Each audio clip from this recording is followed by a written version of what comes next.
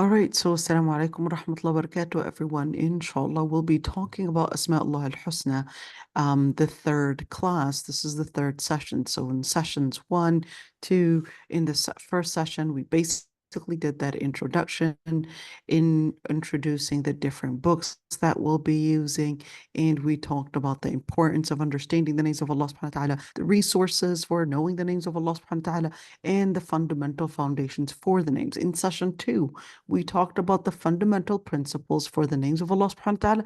We talked about different categories for the names and attributes for Allah subhanahu wa ta'ala. And we also talked about what we would see and how we would understand, and I guess I would say embrace the names of Allah subhanahu wa ta'ala through the ayat, through the different ayat. And we're seeing the names of Allah subhanahu wa ta'ala through Surah Ash-Shura, and the most important part about those ayat were basically in where ليس كمثله شيء وهو السميع البصير. So that was the most important thing. We went in detail in where له مقاليد السماوات والأرض in order to lay out that there is, yes, a paradigm in the creation, a pattern in the creation, but we cannot assume the laws that pertain to creation that we're going to apply those laws on the creator. So whether we're speaking about time, whether we're speaking about power, whether we're speaking about the different things that relate to us, we cannot apply the same rules whatsoever. All right, in where Allah subhanahu wa ta'ala is basically number one, لَيْسَ كَمِثْلِهِ شَيْءٍ. There's nothing comparable to Allah subhanahu wa ta'ala.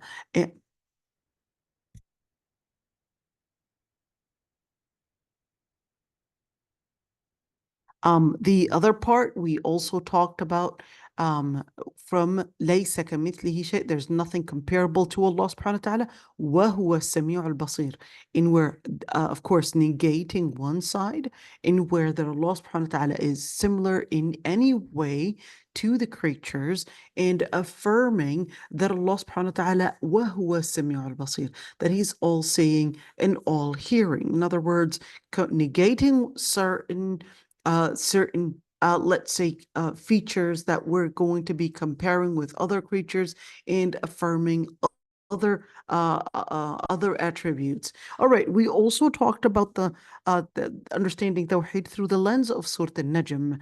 We talked about in Surah Al-Najm, in where the main emphasis was the part in where al-dhann, il-hawa, and certainly il-wahi, in where there are certain resources that we would go back to, in where it's not speculation, it's certainly not our own feelings or our own, let's say, our own desires, our own feelings, or our gut feelings or whatever, but it would simply be al-wahi itself. Now, in the session that we're in, I know that definitely we're not going to be able to go over all of that, but I lay out the different things, and then what we don't finish in session 3, then we make it into session 4. So let's just look at here, in where when we're talking about understanding the paradigms and understanding, of course, certainly certain things about Allah subhanahu wa ta'ala, we're just going to go for Surah Al-Fatiha for a bit. So here we go. We're just going to go for Surah Al-Fatiha and really understand how we relate the different Asma Allah al-Husna in different ayat before we would jump into, I guess, understanding.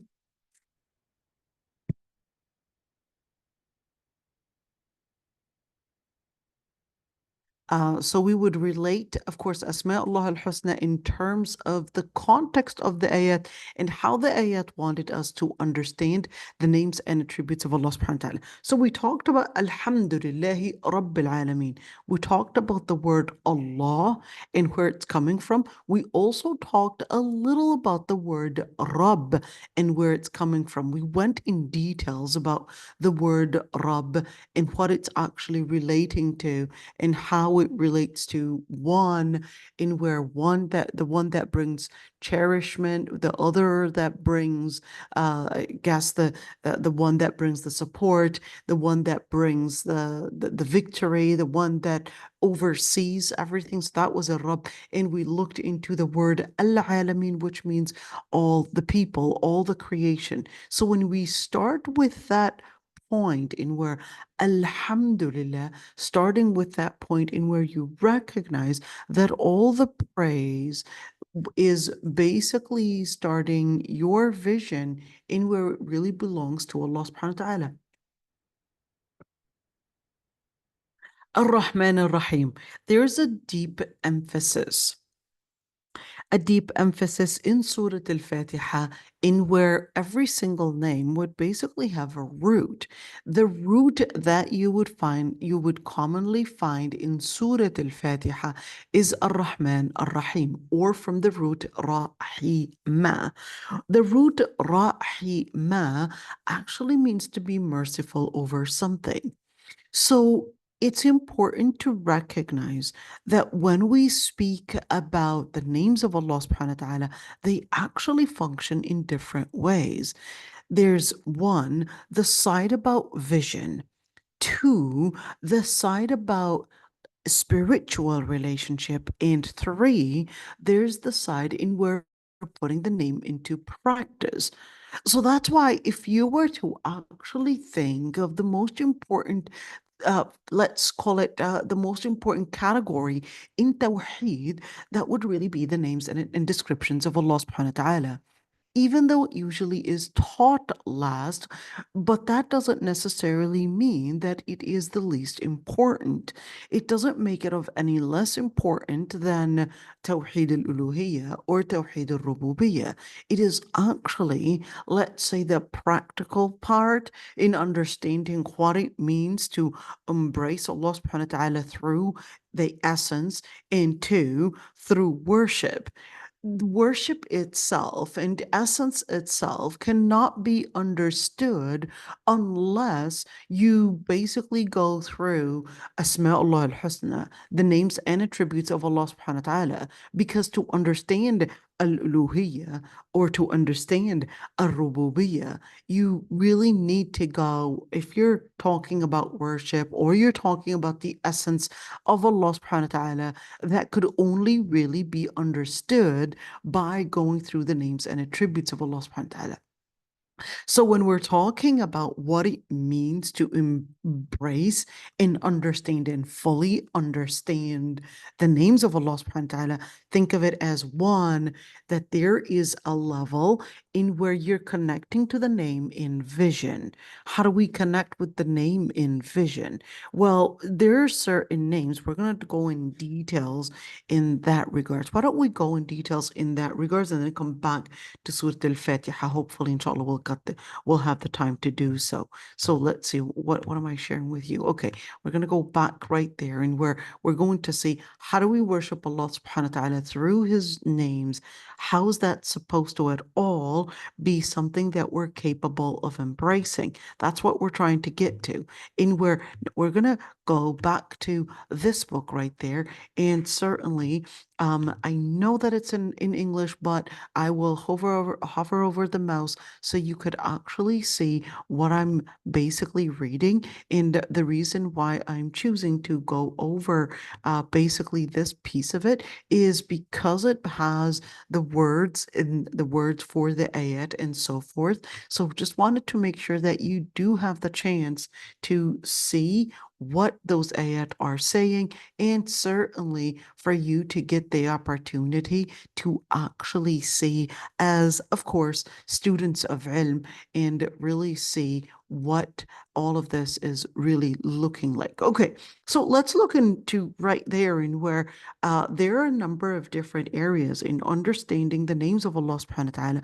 There's one part in where it's relationship, and call it the visual side, in where you're seeing the name of Allah subhanahu wa ta'ala. Remember when we talked about Tawheed, we said there's one side in where it is to basically believe in Allah subhanahu wa ta'ala in his his essence, and there's the other part in worship. So in order to put these two together, that's where Asma Allah al-Husna come in.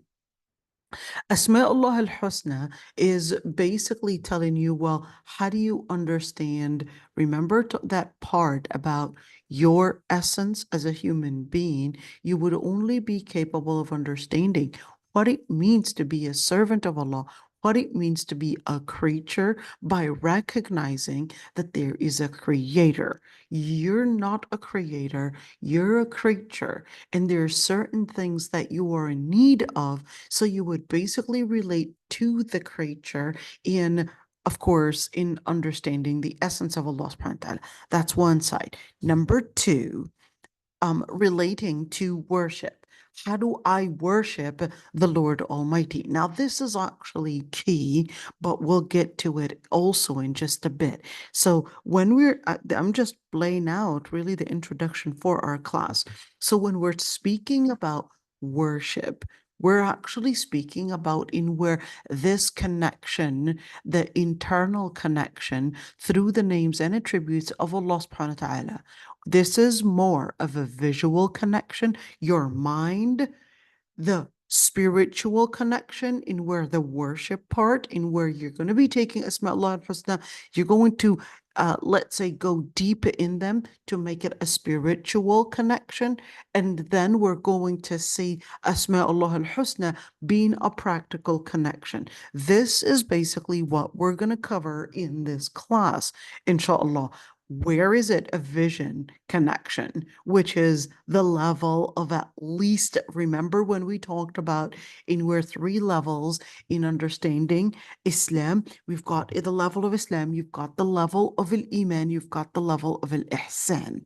Okay, so that's basically what we're really trying to lay out in where in the level of understanding the names of Allah subhanahu wa ta'ala, where you're seeing Allah subhanahu wa ta'ala in, let's say, your mental vision, you're basically seeing Allah subhanahu wa ta'ala's reflection. You're seeing Allah subhanahu wa ta'ala, his basically his glory. You're knowing Allah subhanahu wa ta'ala, and that by doing this deep ponderance in looking at the creation, looking at the world around you, you're seeing Allah subhanahu wa ta'ala's power, you're seeing Allah subhanahu wa ta'ala's mercy, and this is extremely important. When you're looking at the side in terms of Surah Al-Fatiha again, what you're going to be seeing is that there's a special focus in where Surah Al-Fatiha acts as the foundation of what is the most important thing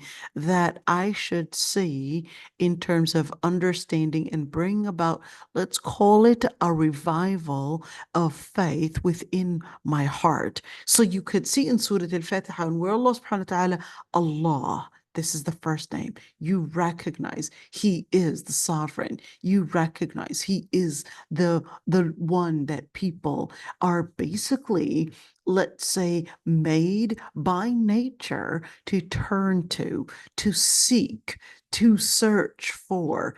Of course, in terms of seeking on the inside, searching in terms of mentally. Ar-Rahman Ar-Rahim, because we recognize as human beings that we've got our weaknesses. So we're in constant search for an area that would give us affection. Even as early children, we would always, look for an area that would give us love, an area that would give us nurture, an area that would embrace us, all of that. So this is actually part of our nature. We're searching for an area to give us that comfort. So when you're reading the names of Allah subhanahu wa ta'ala, it's very important to see in where are you in this as a human being? Where is, let's say, your position, and what are you on the inside? Searching for comfort, searching for support, searching for affection, searching for love. So that's where Allah subhanahu wa ta'ala was basically telling you, I know it's part of your instinct to search for love, to search for affection, to search for a place of support, so that that is your instinct right there. And in order to find it, it is actually in Ar-Rahman, in Ar-Rahim. It is actually in Allah subhanahu wa ta'ala, the most merciful, the most beneficent. So Allah subhanahu wa ta'ala is basically letting you be transparent with who you really are and how, by understanding your needs, you're basically searching for Allah subhanahu wa ta'ala. In where Ar-Rahman, Ar-Rahim, Allah subhanahu wa ta'ala is the most merciful, the most beneficent. In other words, the one to actually give you the affection that you as a human being, you're in constant search of. So again, Ar-Rahman, Ar-Rahim, because of course, even as a child, the most thing that they would, from early childhood, the most thing we would look for is basically the love, the affection. That's why we would say mama the first word. Why? Because it's part of our nature that we recognize our weakness. So we would see that our mom is the only one that is capable of giving us, whether it's the food, the comfort, the security, etc. So we would see our mom, but isn't until we grow older that we're seeing and we're able to recognize that mom isn't necessarily our place of nurture. Mom isn't necessarily the one that is always capable of giving me the support and the affection that I need. So that's when we start going and searching for it in other places, perhaps a romantic relationship, perhaps friends, perhaps, and the list goes on and on. We basically start searching for it elsewhere. But that's where Allah subhanahu wa ta'ala would tell you, well, even a romantic relationship would not actually replace that area that you were created to search for. That area is actually Allah subhanahu wa ta'ala and is not whatsoever any person. It's Allah subhanahu wa ta'ala alone. It's not any person, although it still would be wired in our brain, in where the first thing, even as an adult, when you would feel that you need comfort, that you need support, the first one that you would still think of is really your mother, which is not bad, which is part of what Allah subhanahu wa ta'ala was telling us, that they really deserve the recognition. But Allah subhanahu wa ta'ala was telling you right there, and where the most important recognition that you would relate to is basically Allah subhanahu wa ta'ala. That's the thing. In where Allah subhanahu wa ta'ala is telling you, I want you to see, I want you to recognize the bounties that surround you. The bounties that surround you are all coming from Allah subhanahu wa ta'ala and Rabbil Alameen. I want you to recognize, relate, that is, to all the different creatures, the creation that surrounds you. You're not alone. But to not be alone, you basically have to reach out to Ar-Rahman, Ar-Rahim, to the Lord Almighty. Now, John, I want you to look at the name that is emphasized here in numerous times, in where Ar-Rahman, Ar-Rahim, to say it in a number of different times, in where He is the most merciful. He's your place of support. He's your place of affection. He's what you are made to search for.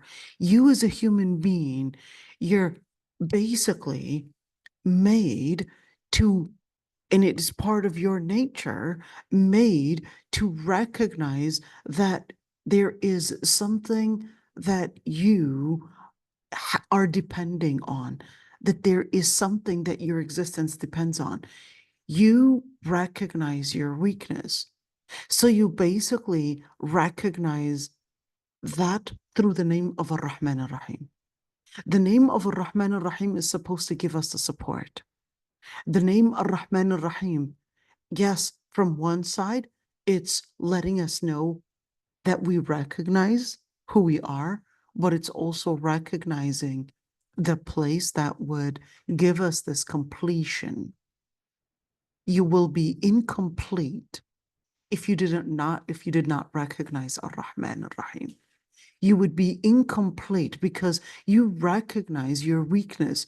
But if you don't recognize what completes your weakness, then you're going to be constantly feeling that there is something missing. And therefore, you're constantly going to be feeling and living in fear and insecurity.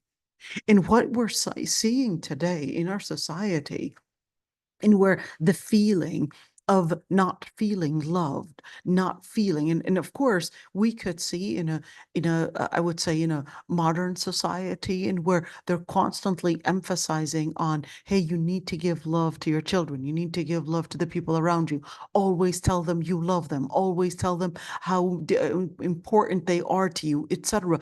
What it was trying to really replace, although a psychologist did a good job in understanding that what we're really feeling, what we're really sensing, but then they really lost the compass in where what really fulfills that feeling that is making us recognize that we're incomplete. So they wanted to replace that and say, well, let's just let everybody just constantly say, we love you, you're very special, you're this, you're this. They, by replacing, of course, you're saying by recognizing, sorry, not replacing, but recognizing the human, let's say, the human side, in where it's constantly feeling incomplete, they thought maybe we can make it feel complete by constantly letting human beings and the society just constantly tell them, you're so special, we love you, you know, you're dear to us, by making that. But Allah subhanahu wa ta'ala is telling us that people recognize that it's not necessarily by making people somehow tell others that they're so special, they're so dear, they're so loved, etc. Because we recognize that no matter how many times your husband would tell you that he loves you, or how many times your children would tell you that they love you, you recognize that there are certain feelings that you don't really relate to. In other words, I can tell my daughter 100 times that I love her, but she's still going to question that. Same thing with my children, all of them. And same thing with your husband. You're going to continue questioning whether that is true or not, because on ground, you don't really feel anything. When they would love you, you don't really feel anything. The only love that would bring about that completion is really the love of Allah subhanahu wa ta'ala, because that's the only love that really matters. All the other love, okay, you know, that person loves you, they care for you, but just because they would give you some care, you would still continue to wonder whether they did it out of interest, whether they did it because they wanted to get their reward for it, whether I really deserve their love, all of that, you would still continue to feeling incomplete. The only love that would bring in this completion is when you would feel that your weakness is reaching out to the true one that is capable of giving you the affection, the mercy, and certainly the only one that is capable of giving you that is really Ar-Rahman, Ar-Rahim, is really Allah subhanahu wa ta'ala.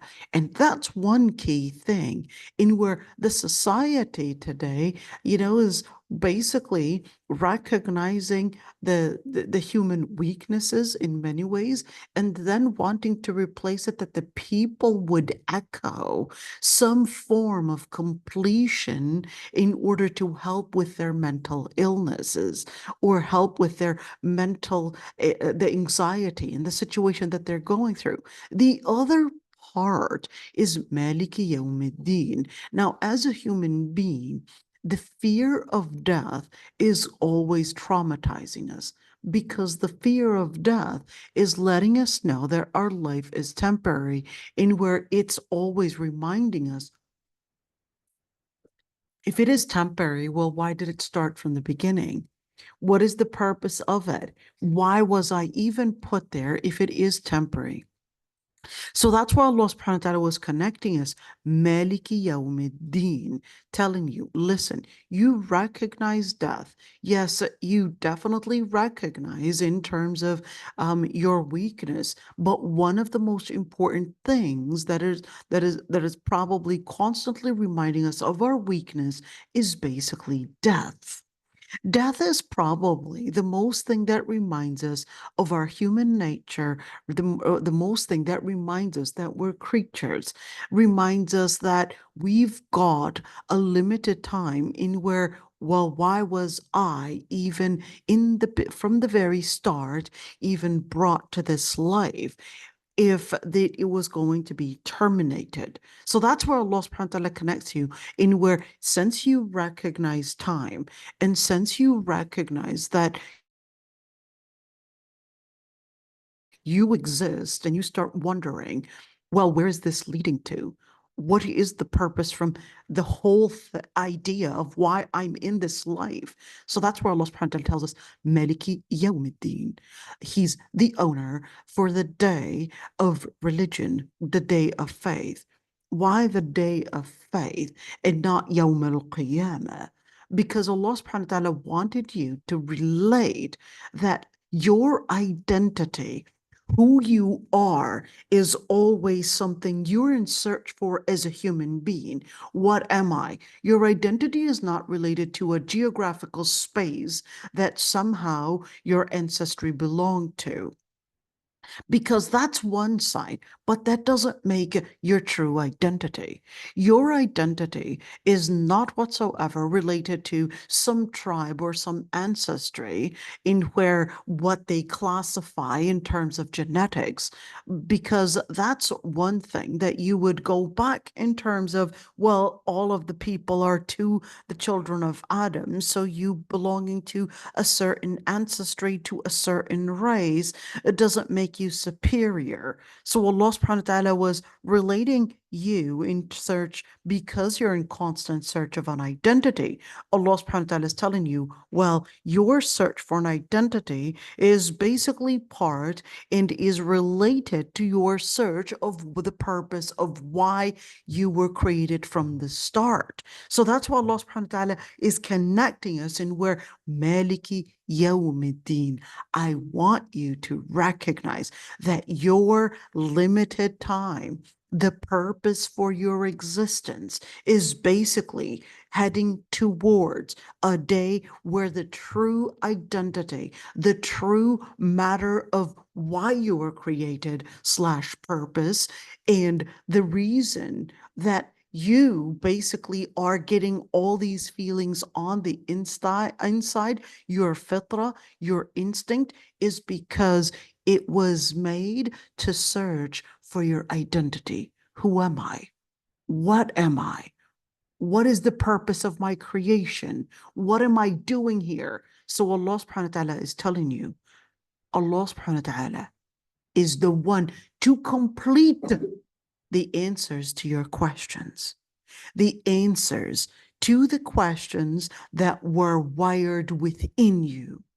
These questions that are wired within you, they were wired within you because of the reality that Allah subhanahu wa ta'ala had determined your purpose before you even existed. So Allah subhanahu wa ta'ala wired you to be in constant search in order to figure out what gets you complete. So Allah subhanahu wa ta'ala answers that and says, Maliki Yawmiddin. He's the owner of the day in where your identity matters the most, which is your deen. What was your center? This is a deen. Was your center Allah subhanahu wa ta'ala? Was your center people?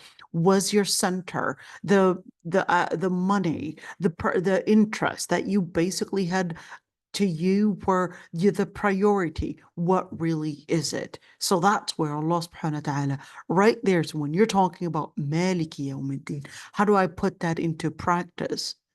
How do I put the whole idea in where God Almighty created me for a purpose? That is what basically is supposed to be the timing. That is bringing in the answers to the questions that are constantly right there. Let's say pounding in my chest. The questions that are pounding in the chest is basically reminding you of your own weakness, two, of your own purpose. The weakness and the purpose. Why am I even weak? Where is this going for? So Allah subhanahu wa ta'ala, right there, think of it as a colon, Maliki yawmiddin. How do I relate to my identity? The only way that you can relate to identity, to that identity, is in إِيَّاكَ نَعْبُدُ وَإِيَّاكَ نَسْتَعِينُ. That's the identity. The identity is in, it is you that we worship, it is you that we seek refuge in. How is that related to anything? So remember this, you as a human being, you recognize, like we said, the weakness. You recognize that there is a termination in life. There's a timing. And of course, you recognize that you are incomplete. To make you complete, there's no way that you can be complete unless you are actually, remember, Inna akramakum indallahi atqakum. What is that? To be complete, there's no way that you can get there unless you embrace the submission to the Lord Almighty. That's what will get you complete. To embrace the submission to Allah subhanahu wa ta'ala is what will make you feel that you're getting that completion. You're broken without Allah. You're broken without submission to Allah. You're going to be continuing a life of your feeling that there is something constantly missing unless you basically relate to Allah subhanahu wa ta'ala. That's the only thing that's going to get you that completion, that support, and certainly that's the only area. Allah subhanahu wa ta'ala is the only area that is going to give you the feeling that you recognize your purpose, you recognize what you are, who you are, etc. And in other words, إِيَّاكَ نَعْبُدُ وَإِيَّاكَ نَسْتَعِينُ. You recognize that it is Allah subhanahu wa ta'ala that you would worship, and only through worshiping Allah subhanahu wa ta'ala are you capable of completing the answers to the questions that are wired within you. And only by submitting to Allah subhanahu wa ta'ala are you going to be capable of finding your identity. And only through worshiping Allah subhanahu wa ta'ala and regarding Allah subhanahu wa ta'ala as basically what is superior to everything are you really going to get the true meaning and the true sense of what it means to be free. Because you as a human being, it is part of your nature that you don't want to feel that you're submitting to anyone. It is part of your nature that you feel that you want to be free. It's part of your nature. You want to be free.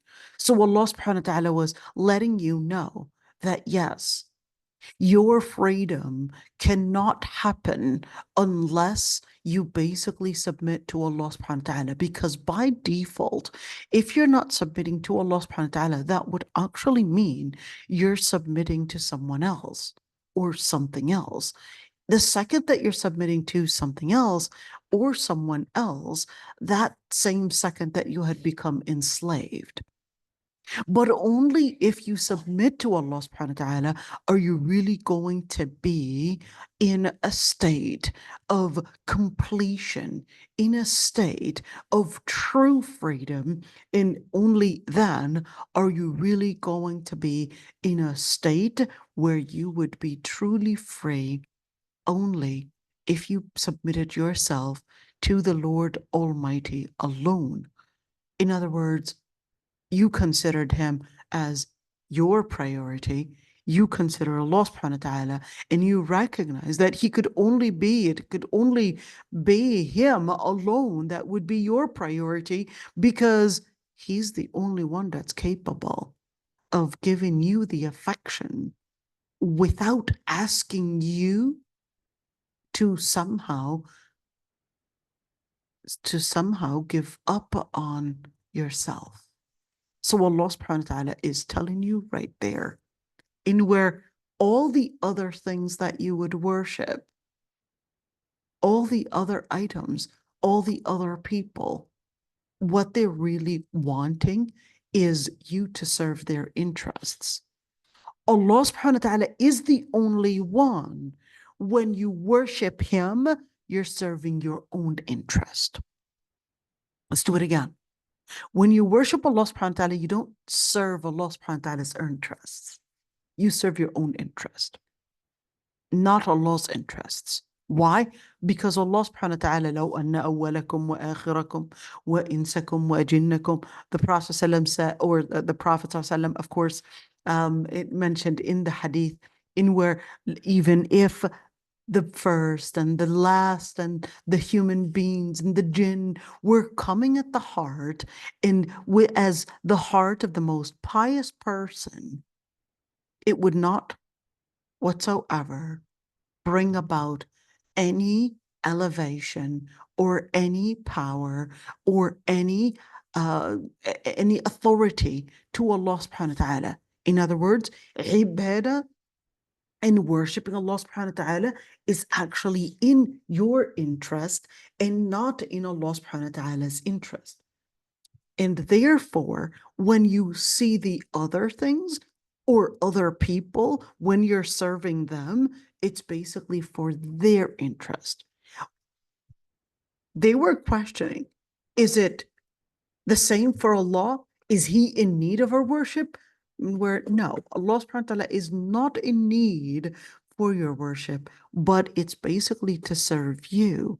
So that's why Allah subhanahu wa ta'ala takes us. Iyyaka nasta'in. I want you to recognize that you would worship Allah subhanahu wa ta'ala not because he needs your worship, but because iyyaka nasta'in. Because you seek refuge in Allah subhanahu wa ta'ala, because you need Allah subhanahu wa ta'ala. Not that Allah subhanahu wa ta'ala needs you. Allah subhanahu wa ta'ala doesn't need you. So through submission to Allah subhanahu wa ta'ala, you're completing yourself. How is it that I'm completing myself? Because you see that you've got, as a human being, you've got the body, you've got the mind, you've got the soul, and you've got the heart. What you don't realize is that your soul is really what makes you alive. It isn't your heart. It isn't necessarily the physical side of you. If the physical side of you was really what was making you live, well, that's one side. It's the tool, but it's not the main essence that actually brings you to life. That's why if a person, a dead person, what really made them alive is a soul. The soul is gone and now they're gone. Now they're dead. But the actual body and the let's say all the different organs, they're supposed to be there. They're there. But the organs themselves are not what actually bring people to life. The organs are a tool. What brings people to life is actually the soul. So Allah subhanahu wa ta'ala is right there letting us know that one thing that brings you to life is the soul, and the food for that soul is basically in connecting to Allah subhanahu wa ta'ala. It's in connecting to Allah subhanahu wa ta'ala. It's in going to submission to Allah subhanahu wa ta'ala. It's basically in connecting to Allah subhanahu wa ta'ala and seeking refuge in Allah subhanahu wa ta'ala, and not seeking refuge through human beings, because they would not ask you to worship them. They would not ask you to be their servants unless they needed you. And that's why we would know that the people that are serving others, they're basically the most powerful without them realizing, because people's lives are now dependent on their service without them realizing. And of course, Allah subhanahu wa ta'ala, then once you recognize that He is the center that you would turn to in worship, that you would turn to in seeking refuge, that's when Allah subhanahu wa ta'ala takes us, well, now take the moment to recognize, Ihdina as-sirat al-mustaqim, guide us to the straight path. Why were we looking for guidance? I thought we said that we're trying to seeks completion. Where's that at? So that's where Allah subhanahu wa ta'ala was, okay, I can't do this.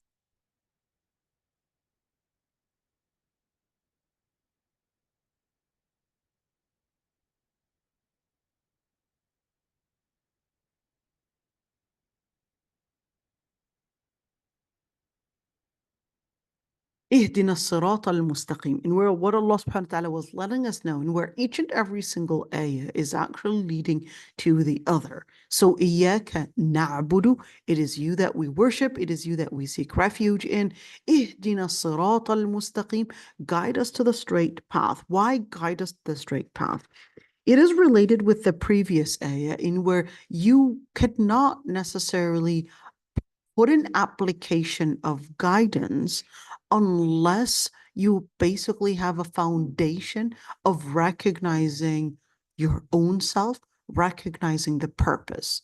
So that was right there, and where you recognize your own self, then you recognize the purpose, then you recognize that through the purpose, and there's no way to implement such a purpose unless you would basically free yourself from worshiping other than Allah subhanahu wa ta'ala, and that you would not fear, because many times by refusing to worship other than Allah subhanahu wa ta'ala, you will see that there are going to be, of course, these areas that would threaten you if you don't serve us, if you don't worship us, if you don't basically live under our commandment. We're basically going to take it out on you. So Allah subhanahu wa ta'ala is letting you know that no, Allah subhanahu wa ta'ala is the one that your life depends on, is the one that your rizq depends on, is the one that your rizq depends on. So therefore, do not be afraid. So you could see in where Allah subhanahu wa ta'ala is letting you know that your freedom goes by definition, by worshiping Allah subhanahu wa ta'ala, is not worshiping someone else. Your freedom is dependent on you recognizing that you depend on Him and not on someone else. So don't live in fear of people, but live in connecting to Allah subhanahu wa ta'ala in order to gain your power, to gain your own power, to gain that ability. There's no way that you can gain it unless you basically connect yourself and complete yourself through Allah subhanahu wa ta'ala. There's no way in where, remember, knowing yourself is one side, knowing your purpose is the other, knowing your identity is the other, worshiping Allah subhanahu wa ta'ala is that other category. How do I put that in practice? How do I implement that? You would basically reach out to Allah subhanahu wa ta'ala. So guide us to the straight path. What straight path? Because all the other paths are going to take you into ends that are not necessarily feeding your own area of weakness, your own area of identity, your own search, and your own service. It's not going to be giving you the service. So you would think, and you would go into so many different paths thinking that it's going to complete your area of weakness. You're going to go into so many different paths thinking that it would be a place of identity. You would be going through different places and where you would think that, oh, they're going to give me service. People would probably worship other things thinking that it's going to give me service. It's going to give me security. It's going to sustain fertility. It's going to sustain.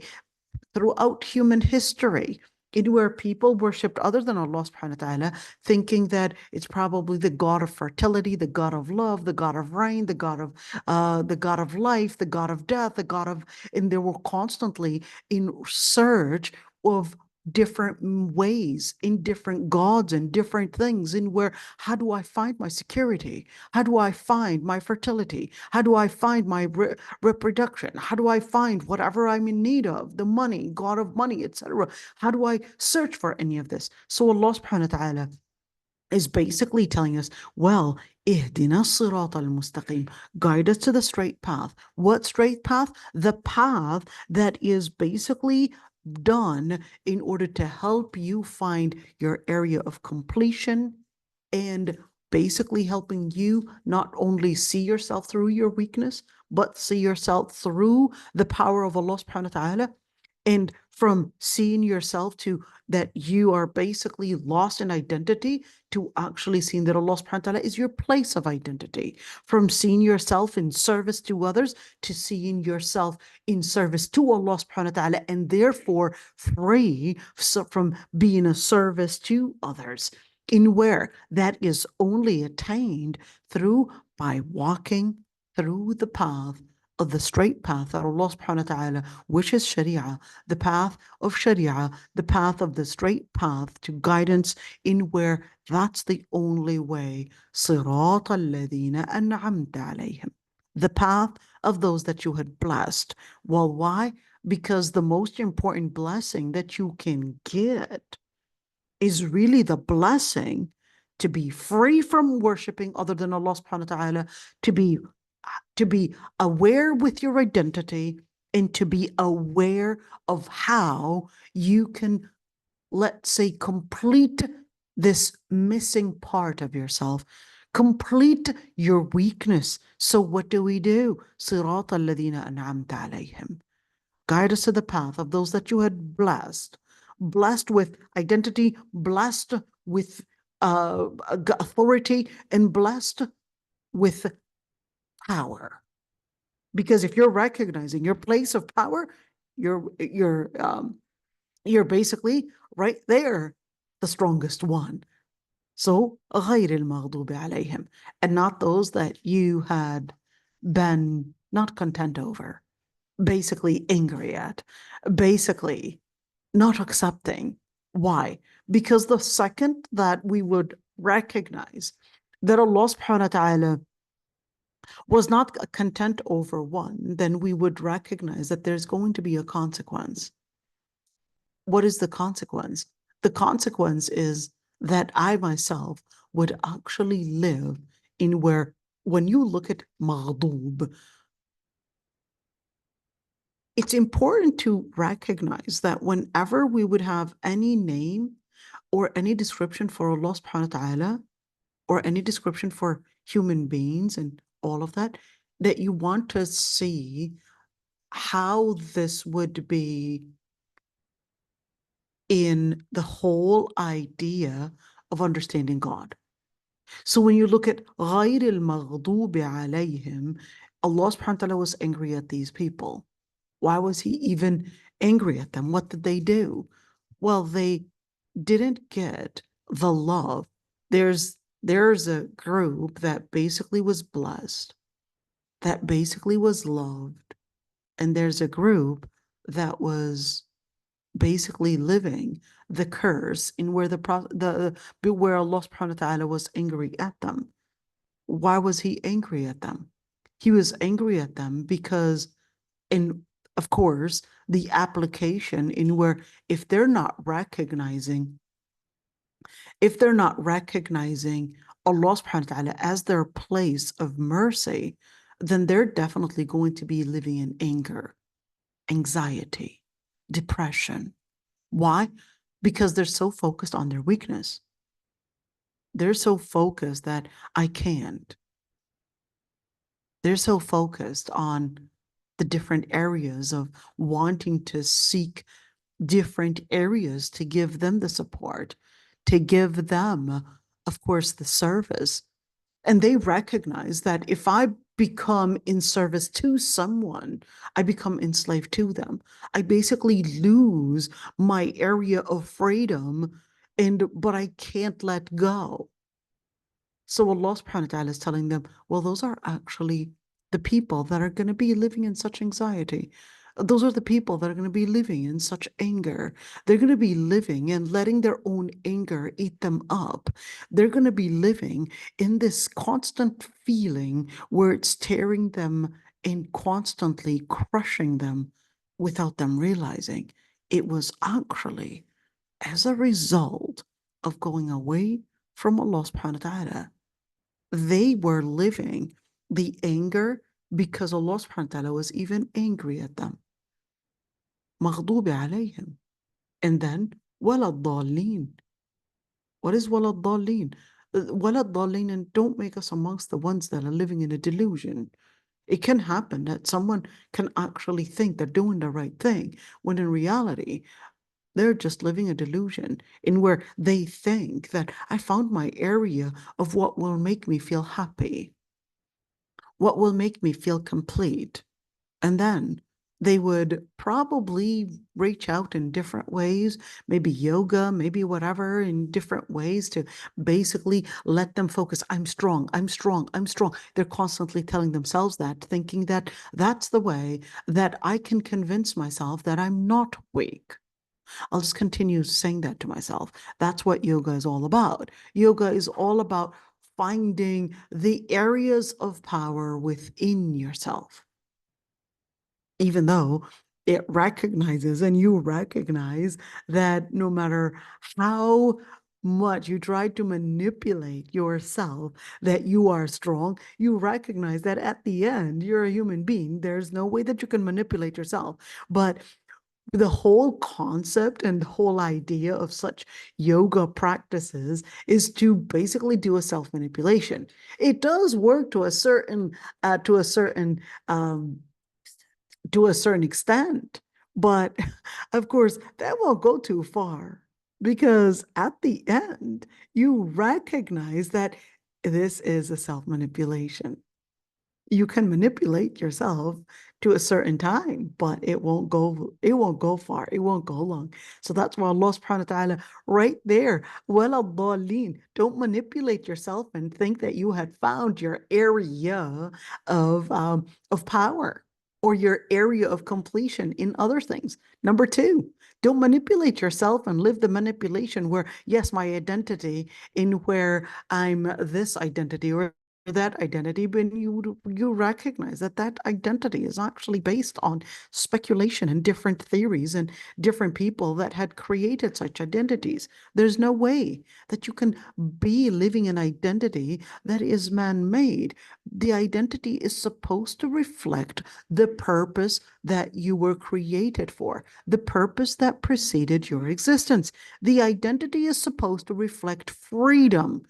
Every single country, they would have, I guess, their logo, whether it's the bald eagle, whether it's a lion, or whether it's a tiger, or whatever it is, because of course, that's the logo in where they want to see through that, whether it's an animal or whether through an event or whatever it is, that's basically power, that they're basically resembling power, resembling force, resembling somehow that they're basically not serving someone else. That's basically the identity that everybody wants to live. So Allah subhanahu wa ta'ala is basically going, well, the real power, the real identity of freedom and authority is really in connecting yourself to Allah subhanahu wa ta'ala and worshiping only Allah subhanahu wa ta'ala. And only through worshiping Allah are you really going to feel that you're truly free. Only, no other way. If you think by giving yourself whatever it wants, that's freedom, you're then living a delusion. If you're thinking that by somehow getting a job and all of that, and that somehow that's what's going to get you into freedom, you're living a delusion. The true freedom is only coming from through Allah subhanahu wa ta'ala. So that's one side. And when we're looking at al-Fatiha, let's look at right there in terms of our uh, the outline and the syllabus, in we're understanding the paradigms and the names of Allah subhanahu wa ta'ala and the implications through Al-Fatiha, in where what it's all about, in where you're seeing that the names and attributes, what they really reflect. It's a vision in knowing Allah subhanahu wa ta'ala, and by knowing Allah subhanahu wa ta'ala and knowing your own creation, your own purpose, basically the foundation of life, that's basically going to help you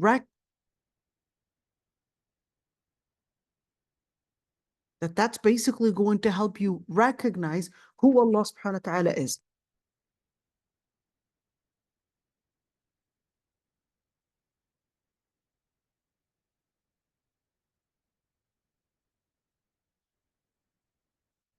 All right. So now going back to the same area. Now, of course, I did actually put right there, I said Abdul Razak, in where to know which book to go to help us basically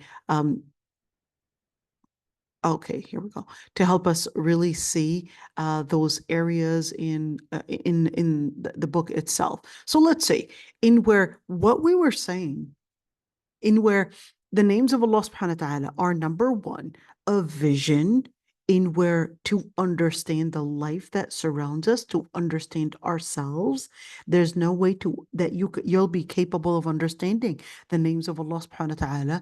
But if you are not doing, let's say, long ponderance in the creation, in yourself, that's what Allah subhanahu wa ta'ala was letting us look into. If you look into the book, which is basically الكتاب المسطور, I want you to look at these words. I'm going to write that down, okay? I'm going to write that down in where there is number one, in where there is al-kitab al-mastur and there is al-kitab al-maftuh.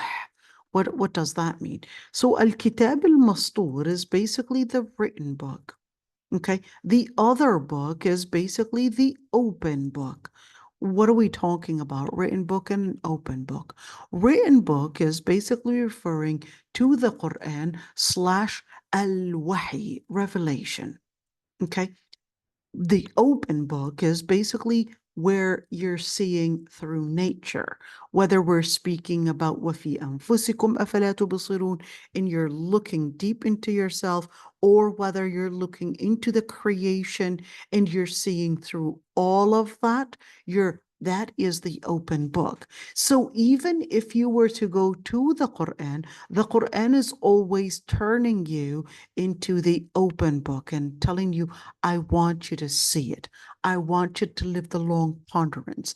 I want you to see the Lord Almighty, the Lord Almighty's reflection by going through the open book, which is in nature, in order to really embrace the names and attributes of Allah subhanahu wa ta'ala. And you wouldn't be capable of doing that unless you took the time to do a lot of what? A lot of ponderance. Ponderance in Allah subhanahu wa ta'ala, ponderance in Allah. What does that mean? How can I ponder in Allah when I can't see Allah? Well, what you can see is basically realizing that the complexity of the world that you would see around you is really reflecting that there is a magnificent creator. The mercy that you would probably see in animals is reflecting a merciful creator because he had founded that mercy in them. The rizq is reflecting a razaq. All of those different things that you would see in where there's an order, the beauty is reflecting a beautiful creator. The beauty in nature is reflecting a beautiful creator, and so forth. So you would see right there, تأمل سطور الكائنات فإنها من الملك الأعلى إليك رسائل. He said, ponder in the lines that you would see in the creation for what it actually contains, it is nothing but from the High King, that is the Lord Almighty, the messages, the notes basically sent on to you. وقد خط فيها لو تأملت خطها ألا كل شيء ما خلا الله باطل. In where Allah subhanahu wa ta'ala had basically right there written in every single corner in the world that you see around you, if you were to ponder deeply, that everything but the Lord Almighty is basically going to go into some form of where, what does it become? It basically becomes an ending thing. It basically becomes one point in life, it basically becomes something that had ended. Only the Lord Almighty does not end. Everything else lives in the whole law of thermodynamics, where it ends, where it has a beginning and it has an end. Only Allah subhanahu wa ta'ala has an end and has a beginning and does not have an end. So when you look at أَلَا كُلُّ شَيْءٍ مَا خَلَى اللَّهُ بَاطِلُ, it's basically telling us, well, recognize that there is a pattern in this creation in where this pattern basically reflects that there is an energy that everything loses. Therefore, it becomes something that ends. Only one thing that does not end.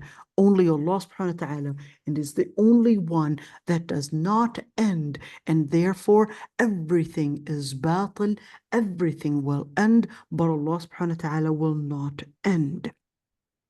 And what does it really reflect? تشير بإثبات الصفات لربها. What does it indicate? It basically indicates the attributes, the names, the powers, the Lord Almighty in his descriptions, and where the things, the world around you is basically speaking in the highest and the loudest voice, that it submits to its Lord Almighty, that it was nothing but a reflection of the Lord Almighty, but its silence, فَصِمَاتُهَا يَهْدِي وَمَنْ هُوَ قَائِلُ. Its silence, the silence that you would see in nature, and even the things that are probably making a sound to speak, all of it is singing one song. That song is basically the song that our Lord Almighty is our creator, to our return, and our return is to our Lord Almighty. There is actually an interesting poet, I forgot what his name was, and he was talking about that he didn't become Muslim. I guess he probably didn't know Islam. He was writing this poetry in where exactly the same words, in where he was saying that what you see, the silence that you would see in the world, and the sound is all speaking in one language, is all speaking in one sound. And that is that we return to Allah subhanahu wa ta'ala, that our creator is basically the one that we must turn to in worship, in where that's the sound that is basically singing. It is the sound in where it is speaking in one language, in one tongue, in where, whether in silence or whether in strong words as the words of thunder, Allahu Akbar. That's the sound. Allahu Akbar. That's the sound that it's speaking in. And we're telling us to go back to Allah subhanahu wa ta'ala. So every single name and every single description and every single praise is basically telling us either that it's reflecting an action or it's reflecting a description or a name of Allah subhanahu wa ta'ala, in where it is to help us know that what you really need to really recognize is that it is only Allah subhanahu wa ta'ala that is the true master, the true creator, and the one that you should be a servant to alone. That's basically the whole idea of the names and attributes of Allah subhanahu wa ta'ala, in where first, how to understand the names of Allah subhanahu wa ta'ala, that's basically through doing lots and lots and lots of vision, lots of ponderance, in where you're taking the time to recognize Allah subhanahu wa ta'ala through the actions. And how do I see the actions? Look at the different actions that you would see in nature. Look at the different powers that you would see in nature. That's basically a reflection of Allah subhanahu wa ta'ala. How is that so? Remember the open book and the written book? That's where Allah subhanahu wa ta'ala was basically in the written book saying, وَمَا قَدَرُ اللَّهَ حَقَّ قَدْرِهِ إِذْ قَالُوا مَا أَنزَلَ اللَّهُ عَلَى بَشَرٍ مِّن شَيْءٍ. That people, they didn't really give the, let's say, the authority, the respect, the power, the recognition of Allah subhanahu wa ta'ala in the true recognition. When? Well, when إذ قالوا ما أنزل الله على بشر من شيء, when they had said that Allah subhanahu wa ta'ala did not reveal anything on any human being. What did Allah subhanahu wa ta'ala want to say? Well, Allah subhanahu wa ta'ala wanted to say, well, listen, you see in the open book, you saw that there is some superpower, but then you wanted to deny that there was any revelation. By denying that Allah subhanahu wa ta'ala, by denying or not recognizing Allah subhanahu wa ta'ala's powers, then that's going to make you somehow lose the connection and lose these dots and how you can connect in where what nature is speaking of. It is really speaking of what was written in the revelation. What is written in the revelation? What is written in the revelation, and where number one, what is written in the revelation is, number one, is that وَمَا قَدَرُ اللَّهَ حَقَّ قَدْرِهِ وَالْأَرْضُ جَمِيعًا قَبْضَتُهُ يَوْمَ الْقِيَامَةِ وَالسَّمَاوَاتُ مَطْوِيَّاتٌ بِيَمِينِهِ.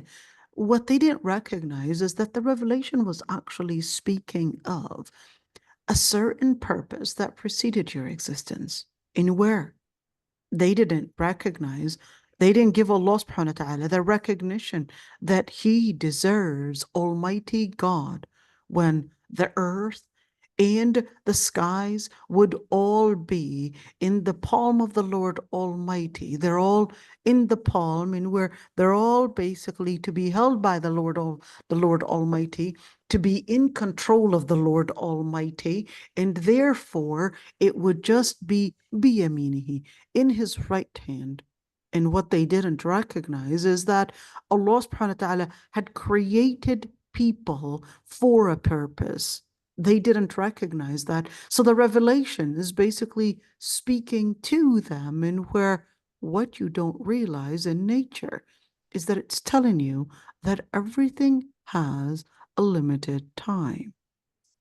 So therefore, Allah subhanahu wa ta'ala is letting us know, أَمْ حَسِبَ الَّذِينَ اجْتَرَحُوا السَّيِّئَاتِ أَنْ نَجْعَلَهُمْ كَالَّذِينَ آمَنُوا وَعَمِلُوا الصَّالِحَاتِ سَوَاءً مَحْيَاهُمْ وَمَمَاتُهُمْ سَاءَ مَا يَحْكُمُونَ. What we don't realize, and where Allah subhanahu wa ta'ala had created within nature for us to realize that injustice is never going to prevail, and that the Lord Almighty had created everything in a certain set of patterns, in where if one goes off the pattern, then that's when they would create an injustice, that's when they would create instability, and therefore there's absolutely no way that you would find in anywhere in human nature or even in nature that you would see that any form of getting off track is going to go without any accountability. So Allah subhanahu wa ta'ala is saying right there, in where you recognize that there is a certain pattern in this world and no one can go off the pattern. The second you go off the pattern, you would basically be held accountable. So therefore, just by seeing that you're going to be held accountable in this life, then recognize that even for those that didn't reach their final accountability in this life, they will reach it in the hereafter. This accountability is basically a law that Allah subhanahu wa ta'ala had set in nature, that Allah subhanahu wa ta'ala had set in the whole creation that He had created, that nothing can go off track, and therefore Allah subhanahu wa ta'ala's patterns will prevail. Allah subhanahu wa ta'ala's authority is basically superior to all, whether we're speaking about سواء محياهم ومماتهم, whether you had stayed alive or whether you were alive or whether you had died. At the end, ساء ما يحكمون. You don't control, you don't determine, you don't judge. Only Allah subhanahu wa ta'ala does. And therefore, you would recognize through the creation and through nature that Allah subhanahu wa ta'ala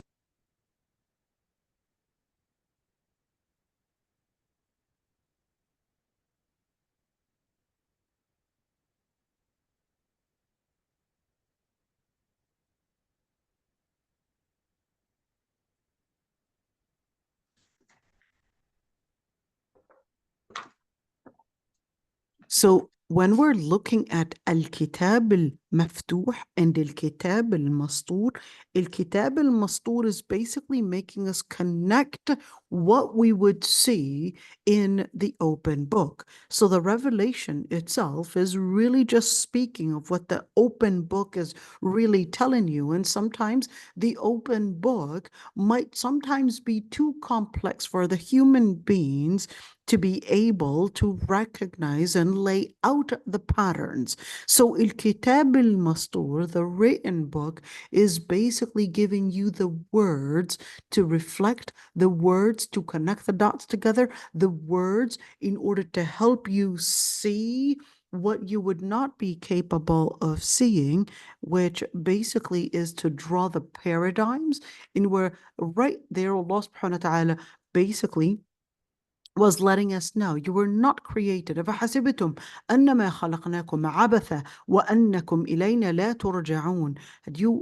Had you thought that you would, did you think that you were created in absurdity? Al-abath is absurdity. Did you think that you were created in absurdity and where there's no purpose and that you would not return to the Lord Almighty? And that's basically in where Allah subhanahu wa ta'ala is letting us draw those lines in where the lawh al-mastur, al-kitab al-mastur, the open book, the written book are basically all speaking of the magnificence of Allah subhanahu wa ta'ala. In where Allah subhanahu wa ta'ala said, مَا تَرَى فِي خَلْقِ الرَّحْمَنِ مِن تَفَاوُتٍ. You would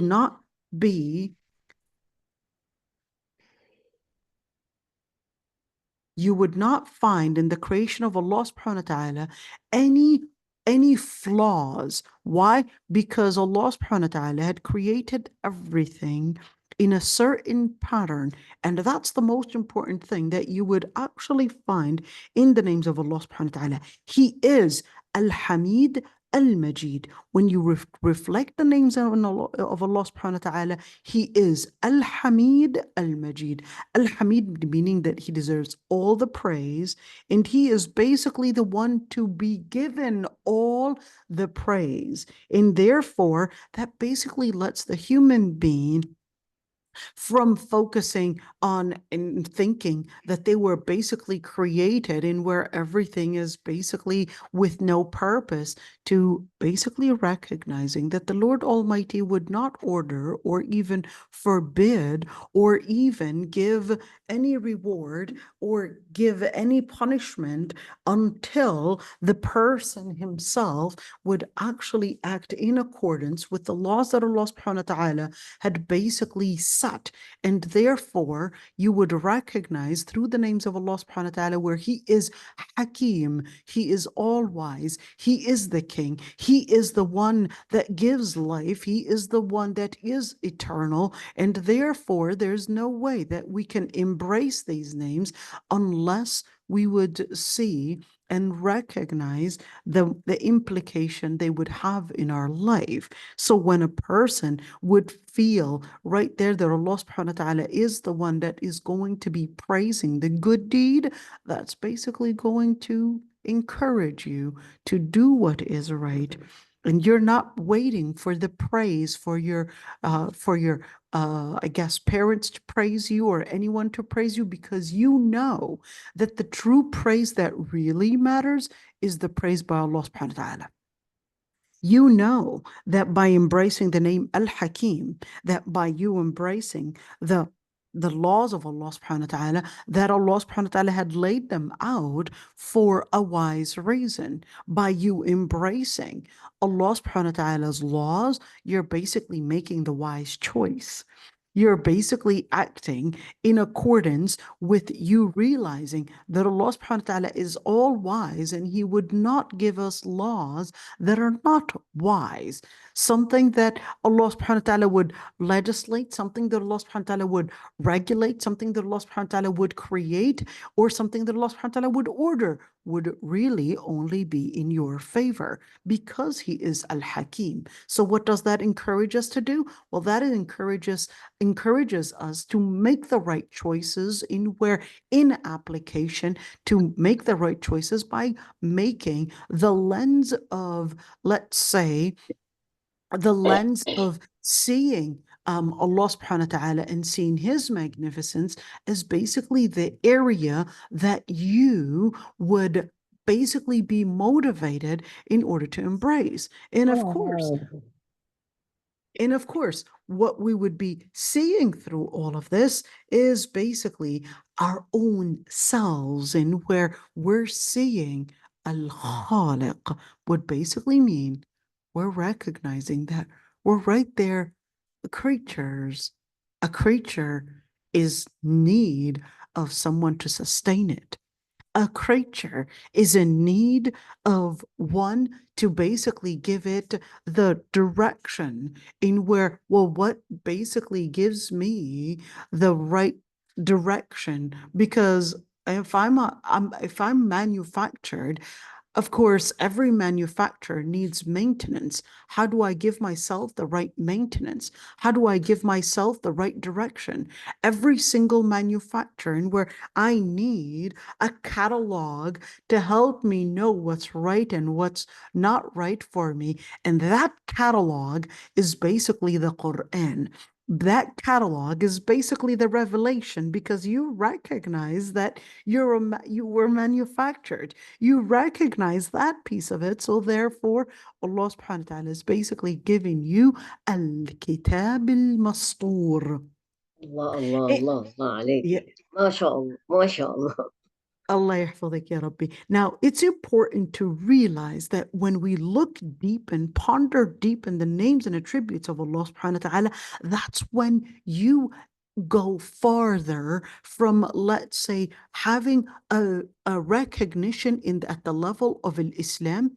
The farther and the deeper you recognize the names and attributes in, of course, where they would dig and go deeper into your heart, that's when the stronger it becomes within yourself, and where it goes from the level of Islam to the level of Iman, in where it goes deep, it would delve deep from just a simple realization to a farther recognition in how to recognize it. The more you know Asma Allah al-Husna, the more you recognize the names of Allah subhanahu wa ta'ala, the more you will see their impact on your heart and on your basically your actions. And that's why when we're speaking about Asma Allah al-Husna, it is actually the center. It is the center of Iman. It is the center of faith, because it isn't until the names and attributes you see them at a deeper level that they're going to have their effect on your behavior.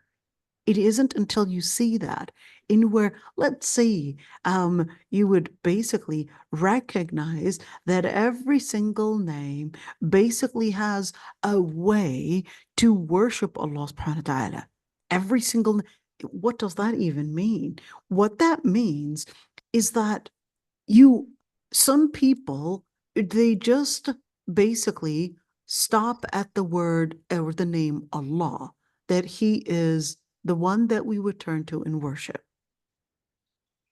Others would go deeper and they would embrace. That's why the Prophet ﷺ actually said that Allah subhanahu wa ta'ala has 99 names. Whoever would basically ahsaha dakhala al-Jannah, they would enter Jannah. What does it mean, ahsaha? Ahsaha doesn't mean to count it. Yes, one meaning of it does mean to count, but ahsaha also means to dig and delve deep in it. So what does that look like?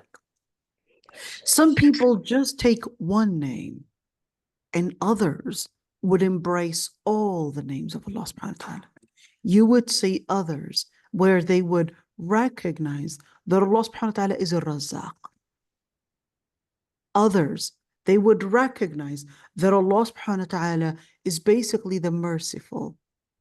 Others, they would go deeper. The one that embraced all the names of Allah subhanahu wa ta'ala, in where they lived their life, in where right there, each and every single name, they gave it, let's say, the deep ponderance, and it went deep in where, not deep only in vision, but it went deep in where it was the motivator for an action. So this person really embraced and recognized that Allah subhanahu wa ta'ala is the one they would turn to in tawakkul. They would depend on Allah subhanahu wa ta'ala. Therefore, they don't worry about what the future might hold. They don't worry too much because they know that they depend on Allah subhanahu wa ta'ala. So what would they do? Well, they would work, they would get a job, but they don't live the fear in where, what's going to happen? I'm worried about, what if I don't get married? What if I don't get a job? What if this happens? And then they start panicking. But a true believer that believes in the name of Allah subhanahu wa ta'ala, al-Wakil, they would embrace it. And then they would recognize Allah subhanahu wa ta'ala is a Razzaq. They would embrace that Allah subhanahu wa ta'ala, nothing to worry about the future. Allah subhanahu wa ta'ala is the one that's going to give me a rizq. When they would recognize that the moment they live in weakness,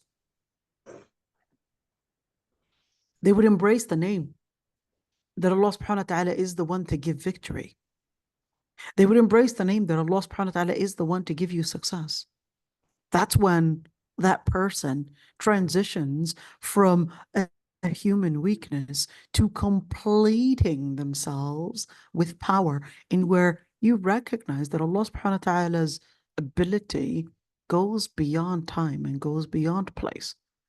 So it isn't until we would embrace all the names, and that is rare.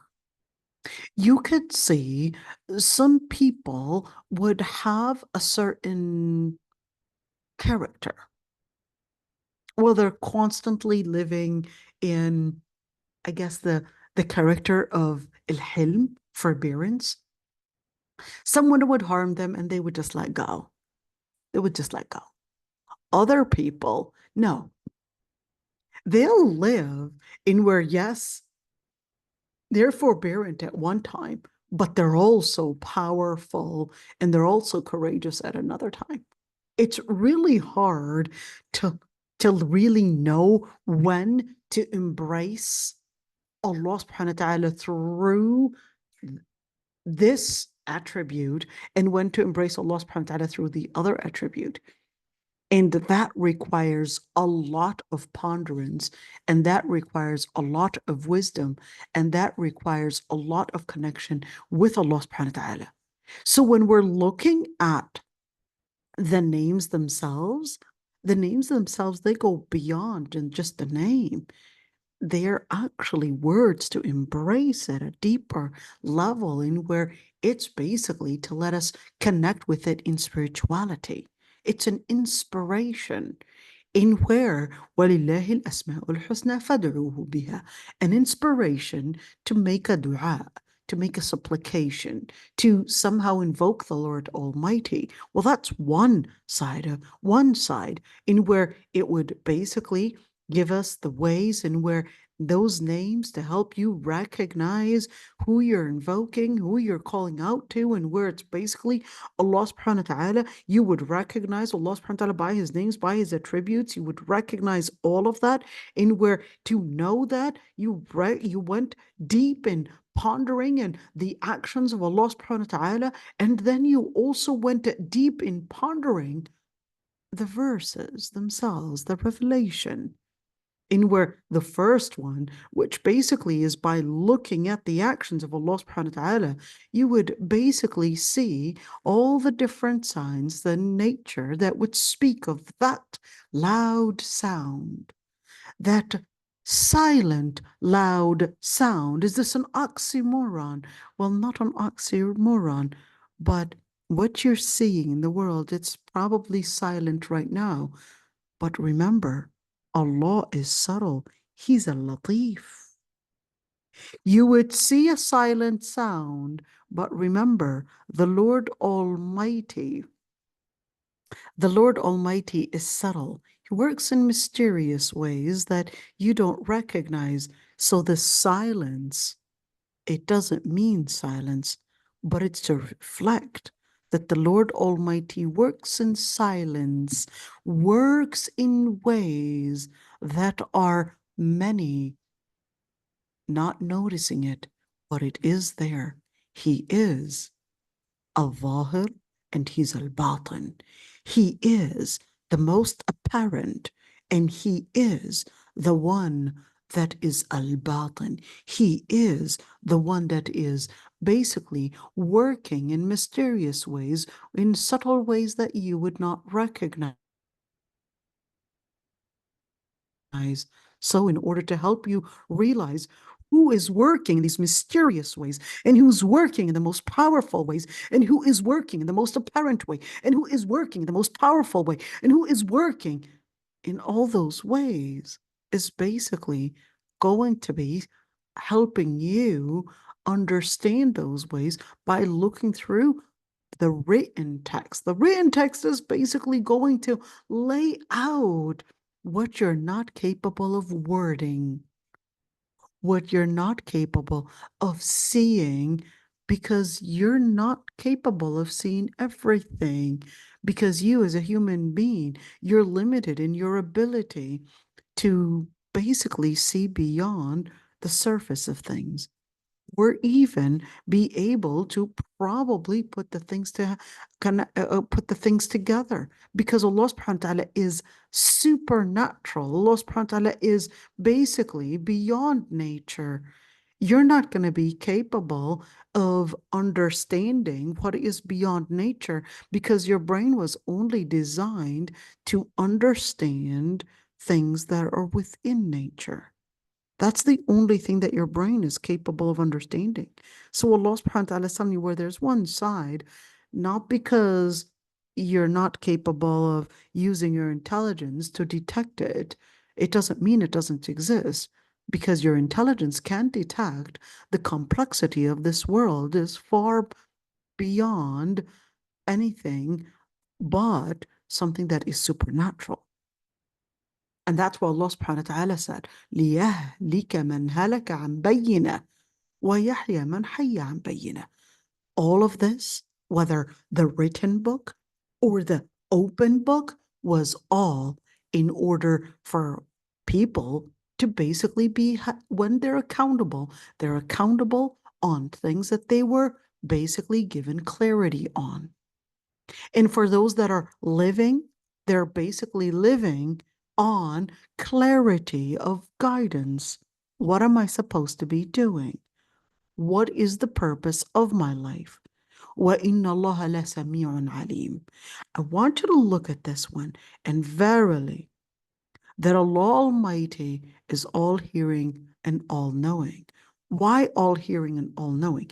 It's important to keep in mind that the names and attributes, every single name and attribute, when we look into the ayat, looking at the names and attributes is actually key.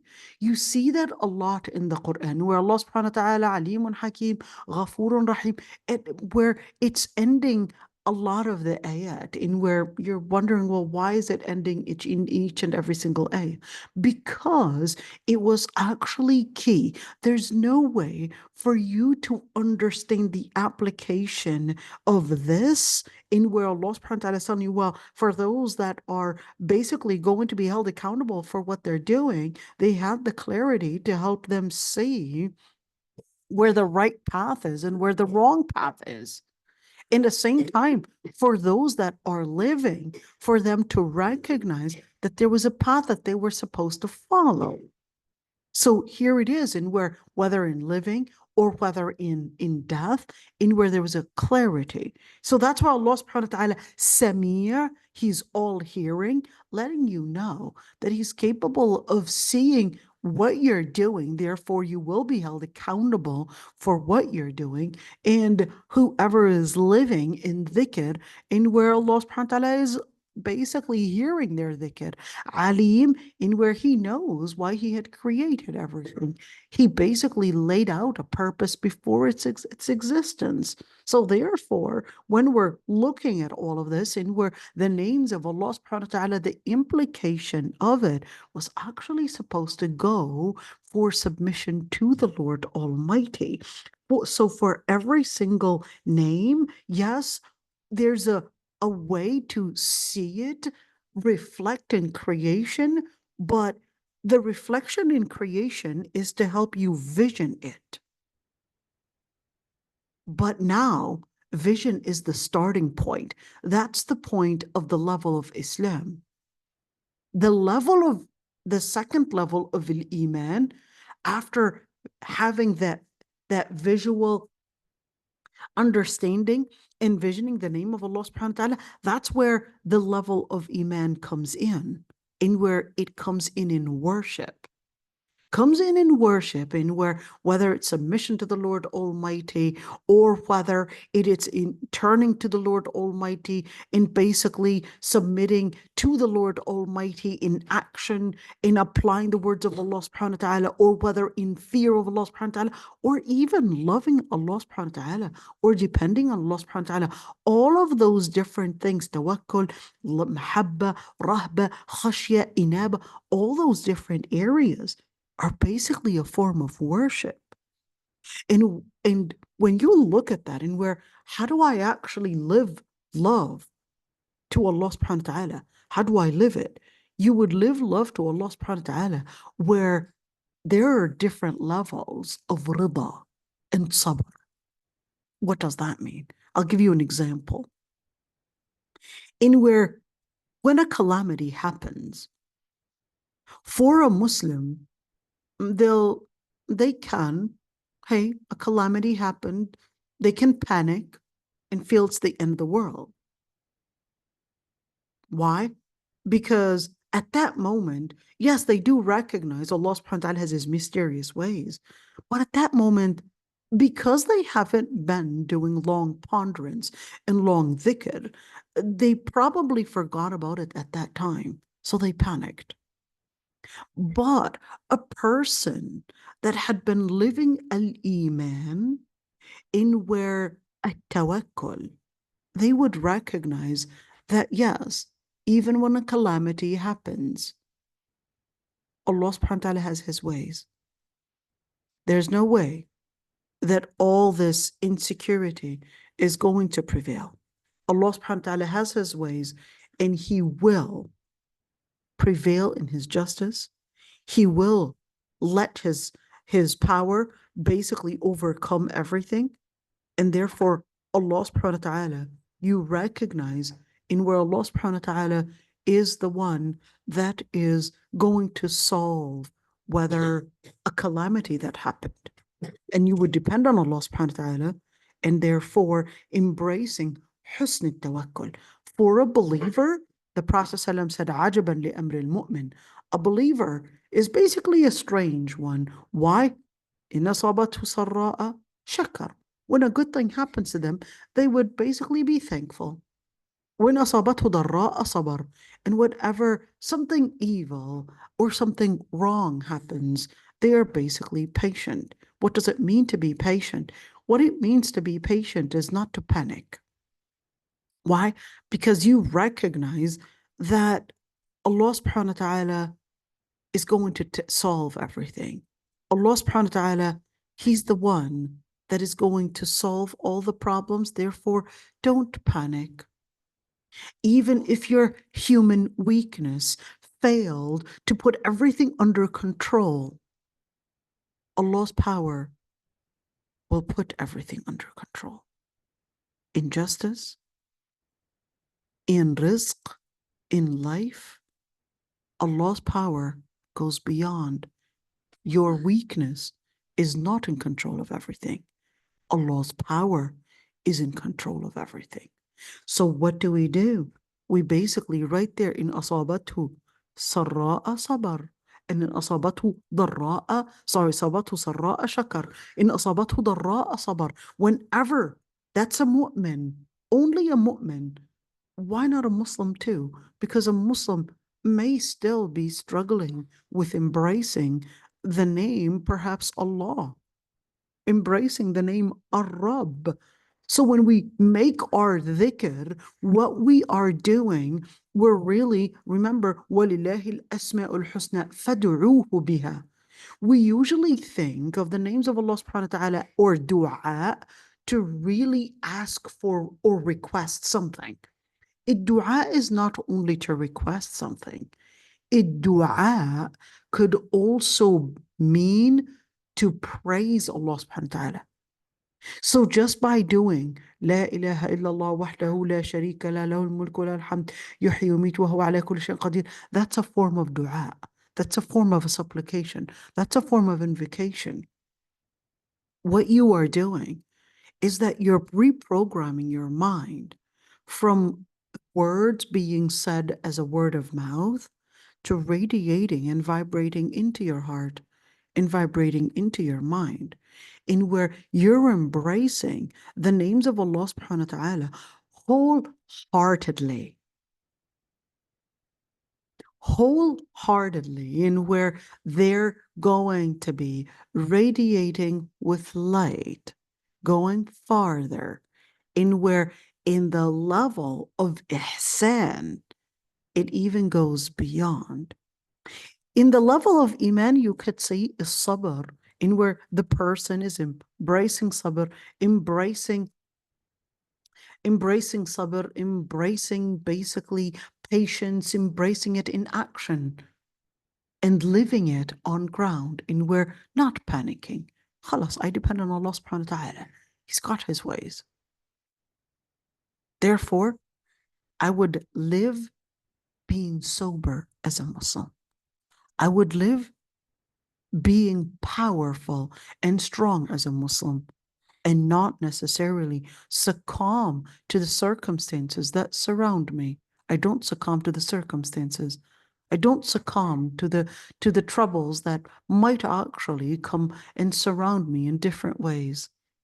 Don't succumb to it. You succumb to Allah subhanahu wa ta'ala, not to the troubles, not to the dilemmas, not to people. You succumb to Allah subhanahu wa ta'ala. Why? How does that actually happen? In the level of al-ihsan. In the level of ihsan, the person goes beyond, in where, hey, we're seeing that in Gaza. A person losing 5, 10 children, 15, the whole family, brothers, sisters, aunts, uncles, everybody. And they're just saying, Alhamdulillah, and giving me a smile. Alhamdulillah, and giving me a smile. That is the level of al-ihsan. That's a level of al-ihsan. We never thought that we could see such a level in where somebody could be going through trauma, but standing up to say, Alhamdulillah, that's going beyond saying sabart. That's going beyond and being patient. That's thanking Allah subhanahu wa ta'ala for a calamity. That's level of ihsan. Because ir-rida to be content over, or to be content on Allah subhanahu wa ta'ala and over Allah subhanahu wa ta'ala, and to be content in a situation, even though the situation is to the human, I guess, evaluation, it's really speaking in your weakness. But for a level of ihsan, they don't recognize that it speaks in weakness, because what they see beyond their weakness is the power of Allah subhanahu wa ta'ala. So therefore, every single name and attribute is basically having its way of how you could perform a type of worship, because what you're seeing through it, in where it's a name that you will basically embrace within your heart. Let's see in where Allah subhanahu wa ta'ala says, وَتَوَكَّلْ عَلَى الْحَيِّ الَّذِي لَا يَمُوتُ, and depend on the one that is eternal, the one that does not die. Why the tawakkal ala al-hayy alladhi la yamut? Because you recognize that there's a termination to your life, a termination to everything, and where everything has an ending, it loses energy. Therefore, it basically is not going to be eternal. Basically, you cannot depend on it because it loses energy. It cannot give you any sustainability because it basically loses its power. If it loses its energy, it loses its power. And Allah subhanahu wa ta'ala says, وَسَبِّحْ بِحَمْدِهِ. So glorify the one that deserves the praise. Glorify the one that deserves all the praise. وَكَفَى بِهِ بِذُنُوبِ عِبَادِهِ خَبِيرًا بَصِيرًا. كَفَى بِهِ بِذُنُوبِ عِبَادِهِ خَبِيرًا. In where Allah subhanahu wa ta'ala, just that you recognize that you're going to depend on Allah subhanahu wa ta'ala, recognize that the Lord Almighty is also holding every single behavior, every single sin in accountability. So therefore, when you embrace the names of Allah subhanahu wa ta'ala, you're saying right there, tawakkal, in where one of the sins that we could be practicing is not embracing the name of Allah subhanahu wa ta'ala, is not embracing the name of Allah subhanahu wa ta'ala, and that's a dhanb in itself. That's a sin. So Allah subhanahu wa ta'ala is right there telling us, tawakkal ala al-aziz ar-rahim. Depend on the one. Who are you going to depend on? Well, remember, you can't depend on someone that depends on others. Because if you're depending on someone that their existence depends on others, then that person themselves is actually weak. That's why Allah subhanahu wa ta'ala was telling us that true freedom is when you worship only Allah subhanahu wa ta'ala. So he said, tawakkal ala al-aziz ar-rahim. Depend on al-aziz. Who's al-aziz? Al-aziz is basically the one who doesn't depend on others. That's Allah subhanahu wa ta'ala. He's self-efficient. He doesn't depend on others. And he's also merciful, because you can depend on someone else, but guess what? They're going to need something in response. There's no one that's going to do you free services. They'll give you a service, but they're actually waiting for something in return. That's simple. But Allah subhanahu wa ta'ala is the only one in where you depend on him. Number one, his existence does not depend on others. Number two, in where he's merciful, in where he doesn't need your service, but you need his service. You need Allah subhanahu wa ta'ala to be there for you. You need Allah subhanahu wa ta'ala for you. You basically tawakkal ala al-aziz ar-rahim. You basically want to depend on Allah subhanahu wa ta'ala that is most merciful. Because by you depending on Allah subhanahu wa ta'ala, you're basically getting the service that is to bring about, let's say, the completion for your weakness. رب المشرق والمغرب لا إله إلا هو فاتخذه وكيلا. He's the Lord of the East and the West. There's no God worthy of worship but Him. So take Him as the one that you would depend on. وَتَوَكَّلْ عَلَى اللَّهِ, and depend on Allah. And it is enough to have Allah subhanahu wa ta'ala as your place of dependence, as the place where you would basically seek refuge in. And that's basically the same way in where Allah subhanahu wa ta'ala is Sami'un Basir. Allah subhanahu wa ta'ala in number in the ayat, of course, Allah subhanahu wa ta'ala is Sami'un Basir, is all hearing, all seeing. He's all seeing, He's all hearing, and all of that is basically to help us see beyond beyond our own selves, and where Allah subhanahu wa ta'ala letting us know that nothing goes beyond Allah subhanahu wa ta'ala. Nothing goes as anonymous or basically out of Allah subhanahu wa ta'ala's awareness, in where every single atom, everything in the heavens, everything on earth, everything that you would see, He would basically know everything that is hidden, everything that is subtle, everything that is silent. He would even know خائنة الأعين. What is خائنة الأعين? خائنة الأعين, you may not realize that someone is about to betray you. You could depend on somebody and then realize that they betrayed you, they let you down, they stabbed you.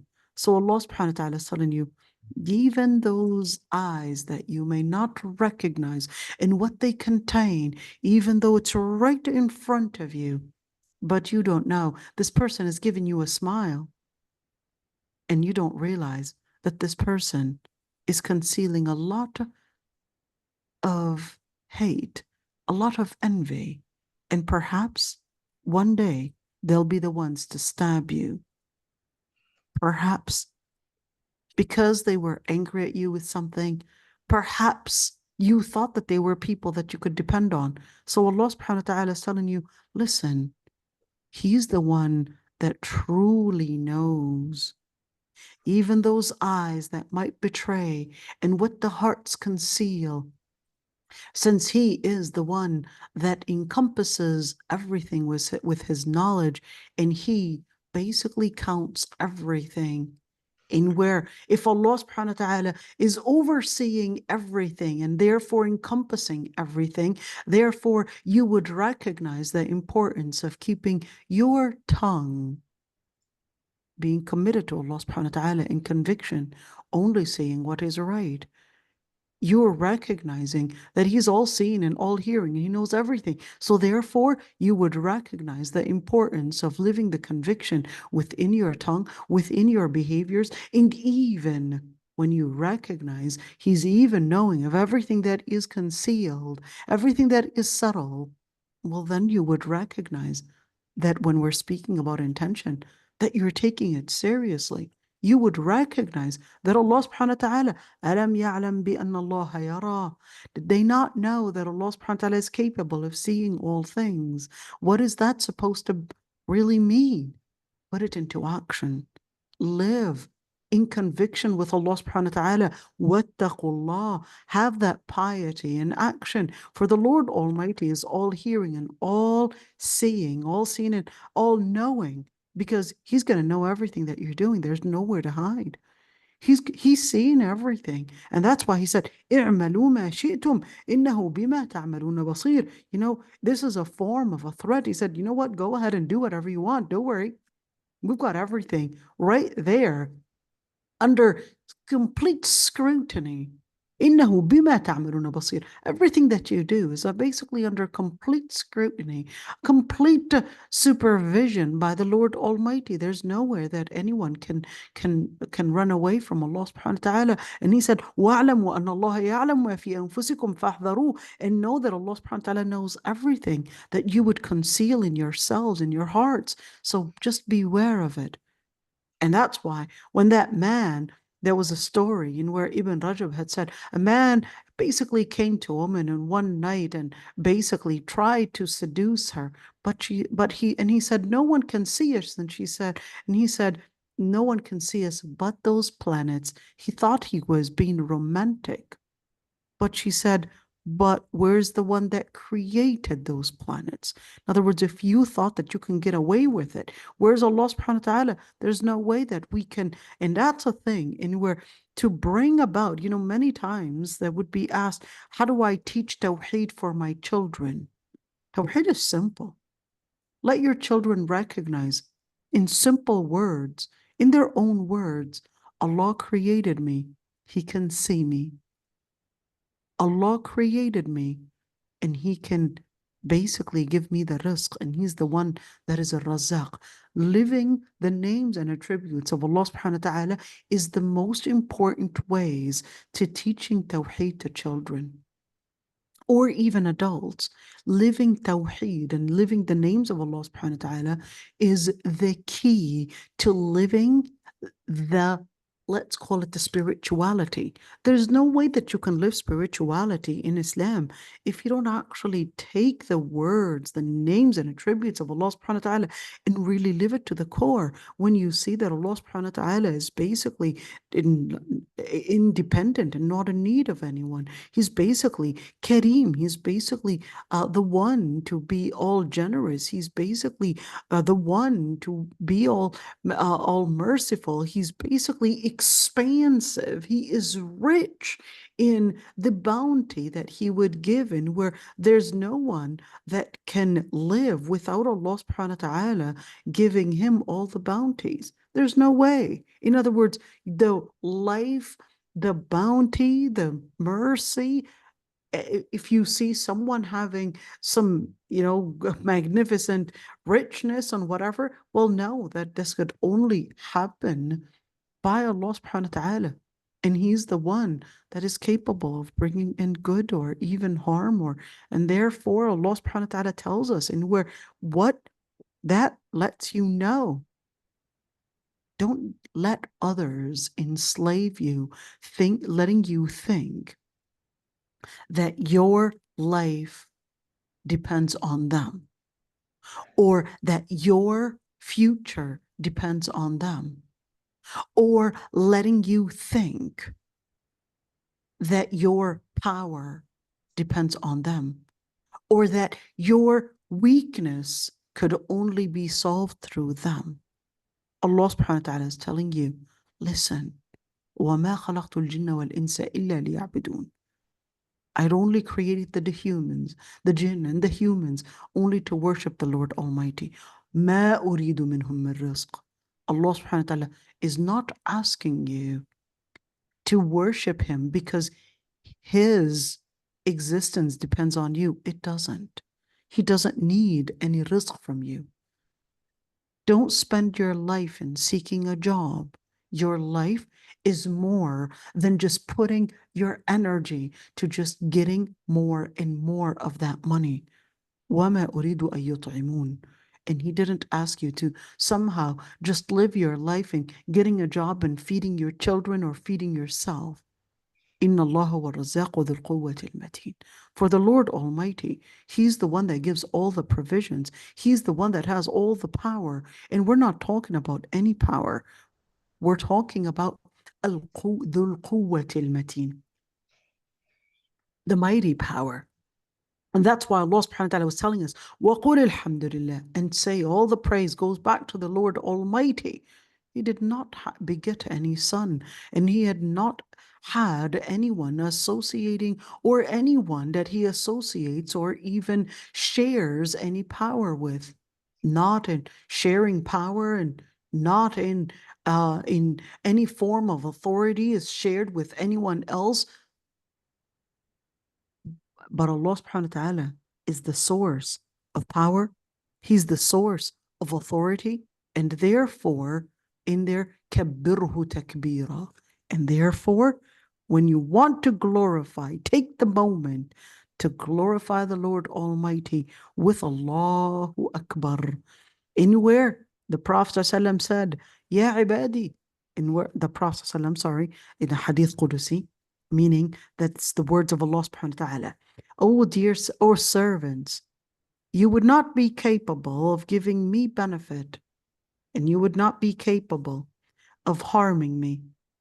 That's basically to let people know there's no way that you would think by somehow turning your back on Allah subhanahu wa ta'ala, that somehow Allah subhanahu wa ta'ala is going to be harmed by this. Allah subhanahu wa ta'ala is never harmed by anyone. And that's why Allah subhanahu wa ta'ala says, Ya ayyuhan nas, antumul fuqara'u ila Allah, wallahu al-ghaniyyul hamid. Where Allah subhanahu wa ta'ala says, oh people, you're the ones that are deprived, in need of the Lord Almighty, and He is the self-efficient and the one to deserve all the praise.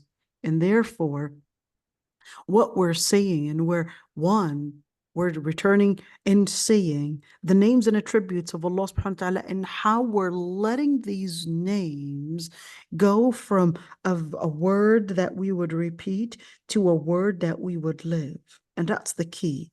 In where we're seeing its powers and recognizing that it is in al-lawh al-maftuh, basically in the open book, and letting it see in the book of Revelation, in where we're letting it go, whether we're speaking about, of course, the different areas of worship, or whether we're speaking about in where بِعَدْلِ اللَّهِ وَانْتِقَامِهِ وَغَضَبِهِ, same thing, we're recognizing in where the justice of Allah subhanahu wa ta'ala, His power to basically hold others accountable, or even curse, or even punish, in where that is taking us into recognizing وَاتَّقُوا اللَّهَ وَاعْلَمُوا أَنَّ اللَّهَ شَدِيدُ الْعِقَابِ, and have fear and taqwa, for the Lord Almighty is the one that is capable of basically holding others accountable and punishing them for what they're doing. That's why He said, وَاتَّقُوا اللَّهَ وَاعْلَمُوا أَنَّكُمْ إِلَيْهِ تُحْشَرُونَ. Have taqwa and know that you will be resurrected to Him. فَإِن زَلَلْتُم مِّن بَعْدِ مَا جَاءَتْكُمُ الْبَيِّنَاتُ فَاعْلَمُوا أَنَّ اللَّهَ عَزِيزٌ حَكِيمٌ. If you would basically slip in any way after receiving the revelation, then know that the Lord Almighty is self-sufficient and all-wise.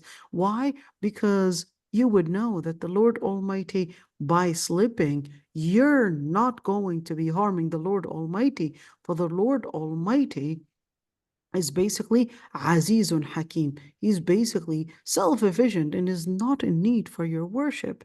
So therefore, when you're relating to Allah subhanahu wa ta'ala, you're relating in submission to Allah subhanahu wa ta'ala. And that's why to relate, I'm just gonna right here, just finish this page and we're done, inshallah. And we're embracing Allah in basically love to Allah subhanahu wa ta'ala. And of course, longing for Allah subhanahu wa ta'ala. And where Allah subhanahu wa ta'ala says, وَمَنْ أَحَبَّ لِقَاءَ اللَّهِ أَحَبَّ اللَّهُ لِقَاءَهُ. La ilaha illallah. Whoever loves Allah subhanahu wa ta'ala and wants to meet Allah, then Allah subhanahu wa ta'ala loves meeting them. This is the level of al-ihsan. This is the level of al-ihsan, in where they went beyond from the level of just vision and seeing Allah subhanahu wa ta'ala's magnificence in the world around them, to then living it in action in the level of al-Iman. In the level of al-Ihsan, they basically went beyond all of that, and they started living a form of a love relationship in where even Allah subhanahu wa ta'ala loves these people. Even Allah loves this person. That's why Allah subhanahu wa ta'ala says, فَمَنْ كَانَ يَرْجُو لِقَاءَ رَبِّهِ فَلْيَعْمَلْ عَمَلًا صَالِحًا وَلَا يُشْرِكْ بِعِبَادَةِ رَبِّهِ أَحَدًا. If you really truly and would truly want to meet the Lord Almighty, then let them do what is pious and not associate any partners in their worship, and only worship Allah subhanahu wa ta'ala. And of course, when we're speaking about knowing Allah subhanahu wa ta'ala and understanding the names and attributes, remember, they go from the level of seeing it in vision and recognition in the names, attributes in nature, to stage 2, which is putting it into action.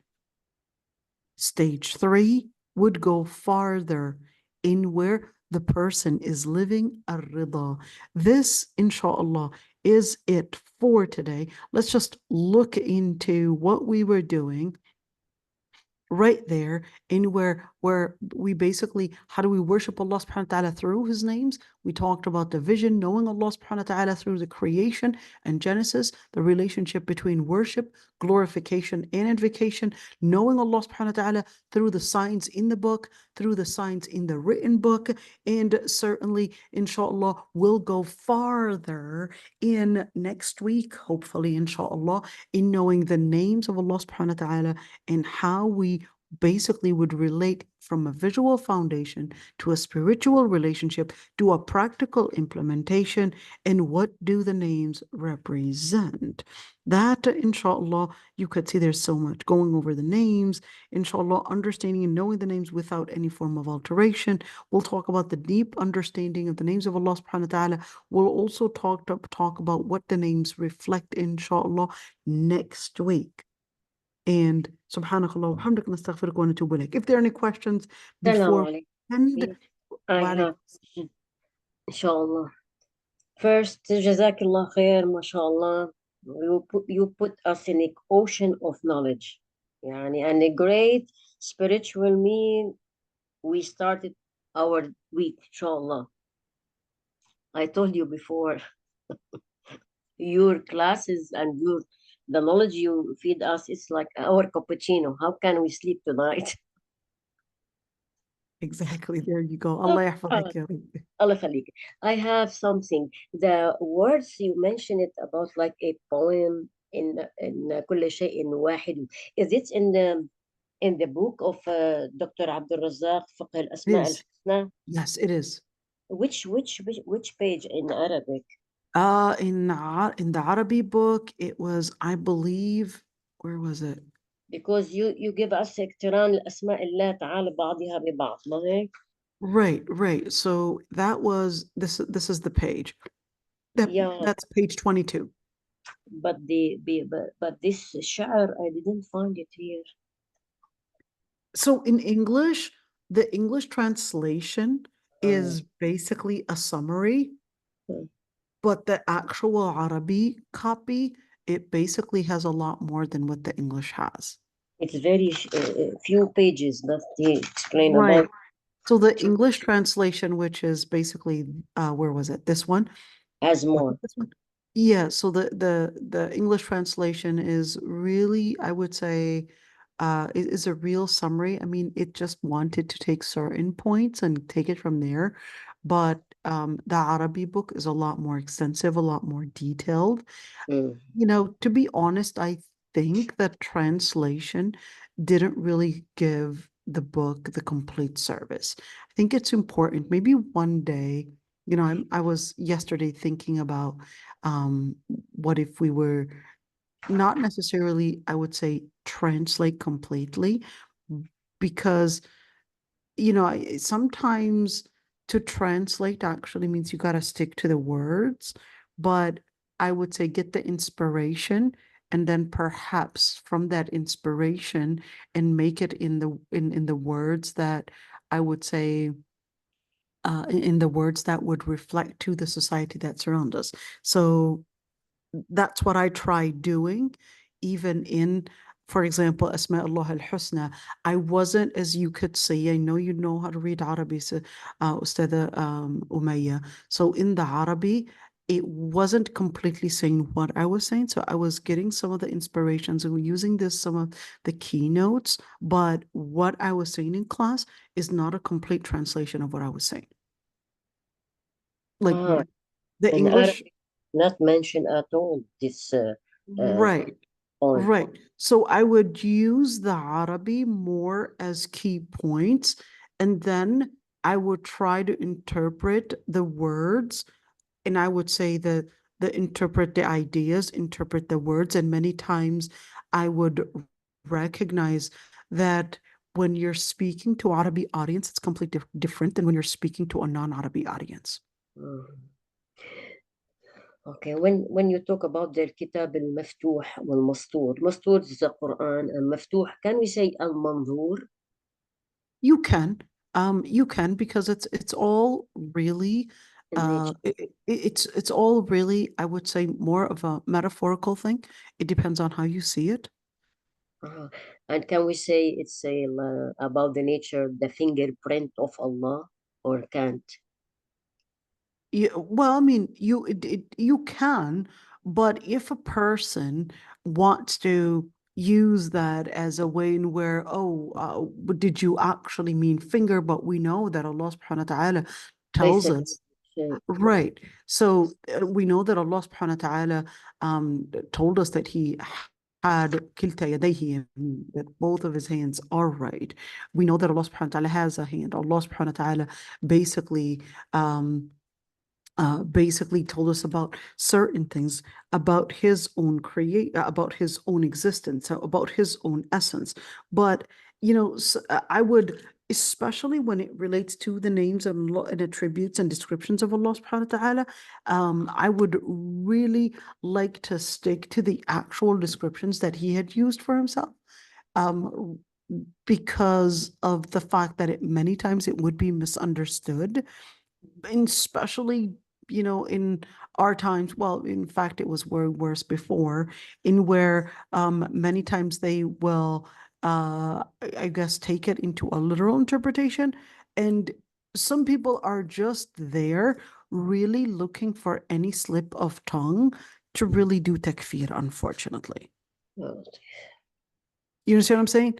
Some Yeah. people, even though the Lugha Arabiya is basically, I would say, really clear, but some people, they are just ready right there. I mean, look at all the attacks, for example, on let's say Yasser Qadi, or even Umar Sulaiman, or right now Hatim al-Hajj, for example. You understand what I'm saying? Okay, someone can make a mistake, but then when you go as far as saying, well, who's a Shatibi, and why would they use a Shatibi? It's like, well, if you're ignorant about a Shatibi, well, that means you need to go to school. Mm-hmm. You need to go to school if you're ignorant about a Shatibi. It doesn't mean, if you don't know who Shatibi is, it doesn't mean that this person is not to be a person of consideration. It's that you're ignorant. You're at elementary level in Islamic studies. It's that simple. Who are you to actually judge other other scholars, like the other scholars, and where they're more advanced than you? There's a lot more to learn about the deen than an elementary level. So to judge people based on elementary level, and those that are way farther than your level of ilm in Islam, and to somehow use that as, hey, I'm going to judge them based on your elementary level, well, that actually really, I would say, exposes your ignorance and not necessarily exposes them. Some people would want to sit there and somehow expose and just look for people to basically, I would say, think that they're exposing, but all they're exposing is really their own ignorance. They're just exposing their own ignorance. But unfortunately, the layman and most people are not going to be capable of recognizing at a mature level, let's say ilm, because many of them are actually not at that level. So if a person that is a beginner's level starts exposing a alim, and they think that they're exposing a alim, and they would think that somehow, hey, I proved them wrong, and etc. You were just at an elementary level. You only intimidated those that were elementary as yourself, those that were ignorant as yourself. Though students, maybe perhaps one student can be a clown in class and start laughing about a teacher. And the other students, they're probably laughing with that other student and thinking that, oh, gotcha. We basically caught the teacher. We exposed the teacher. The teacher is looking ignorant. But the only ones that were really ignorant were really the students that were laughing at the teacher. They were the ones they thought that they somehow or proved the teacher wrong, or they somehow basically, since everybody was laughing together with this elementary level, that they somehow had overcome their teacher's intelligence and their teacher's education, when in reality they just exposed themselves. So it's really sad that right now, like I said, we're seeing takfir left and right, and the part about bid'adizing, and they think it's being smart. If I'm passing out here a label of bid'ah onto you and a label of bid'ah onto the other person, that somehow that proves me smart. Sorry, but it's proving you nothing but stupid and ignorant. So not every da'iya is a scholar. Oh, absolutely. Mhm. Not every day, and not every single person that has, let's say, a platform on YouTube or a platform on social media or somehow has a lot of followers, it doesn't make them with ilm. Yeah. You've got many out there, they would speak and قال الله وقال رسوله, but what they really convey is really ignorance and not really ilm. Ilm has its foundation. You can have someone that right now, having over 300,000 followers, and they're writing even books, and they're basically trying to expose this and that scholar, when in reality, I mean, you're only specialized in perhaps a field in I don't know, medical studies, or perhaps maybe engineering. That doesn't necessarily make you a specialist in Islam. It's Be specialized in Islam is a completely different field. It's a completely different field, and it's really sad that the Muslims are the most to, I would say, disrespect and not give the science of Islam the appreciation and the respect and the honor that it deserves. This is really sad. In where anybody could just claim that they have the knowledge, even though they don't have any let's say, endorsement from any scholar. At least let's just use the word endorsement from any scholar that this person is actually qualified. And what we're seeing right now is, hey, ignorant people coming to the surface and trying to make silly and think that they're being smart by exposing X or Y and Z, when the reality, like I said, they're only exposing themselves. Mhm. So you mentioned something about the dhikr, which is when you said وَلِلَّهِ الْأَسْمَاءِ الْحُسْنَى فَادْعُوهُ بِهَا, like لا إله إلا الله وحده لا شريك له له الملك والحمد up till the end. So does I have two things to ask about this point. Uh, we hear about dhikr jali wa dhikr khafi. Dhikr, you can hear it by tongue, and dhikr of the heart, of the heart. Right. So there's basically the oral dhikr, there's the Mm, visual dhikr, and there's the behavioral dhikr. So mm, when you look at, for example, when we speak about visual dhikr, بالتأمل, deep ponderance, that's a form of dhikr.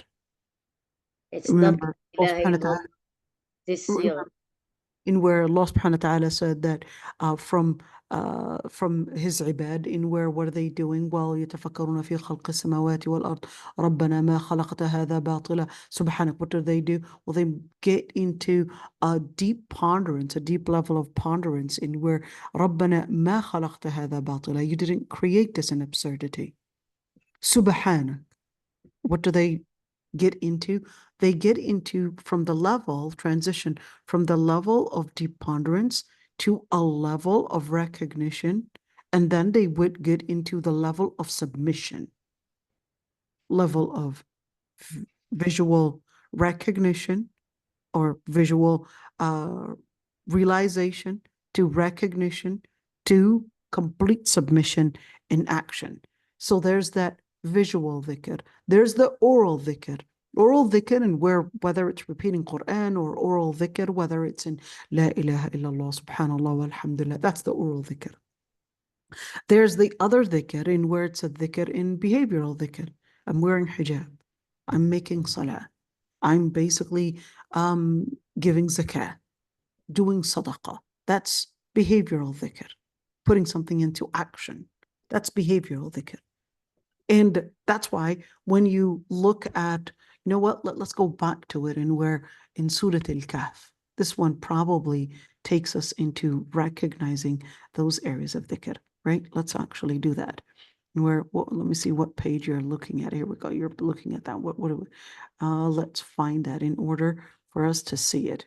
I want you to actually visualize it. And see it on ground. Okay. I'm going to see. Here's Surah Al-Kahf. Okay. I'm wondering why I can't see the text that you use it, because only I have the names of the member or the people in the meeting. Can you see the Quran right now? No, from the beginning, but I don't want to interrupt anyone because I'm not professional of how to go there. But you are recording after you finish your recording.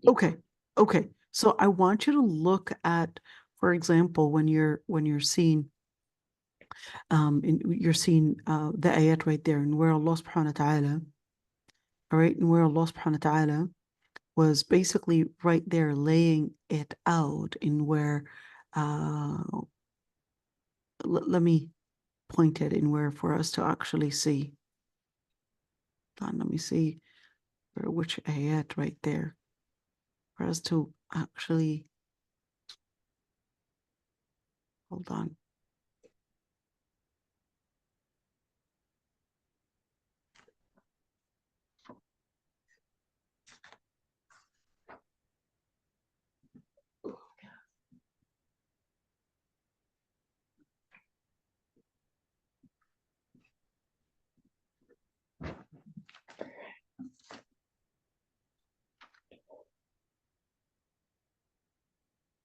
Oh, I lost it. I lost the point that I actually wanted to say. Is it in Surah Al-Kahf? In Surah Al-Kahf, there's a point that I actually wanted to say. Subhanallah, I mean, completely. About dhikr, right, about dhikr. I've actually mentioned it a couple times,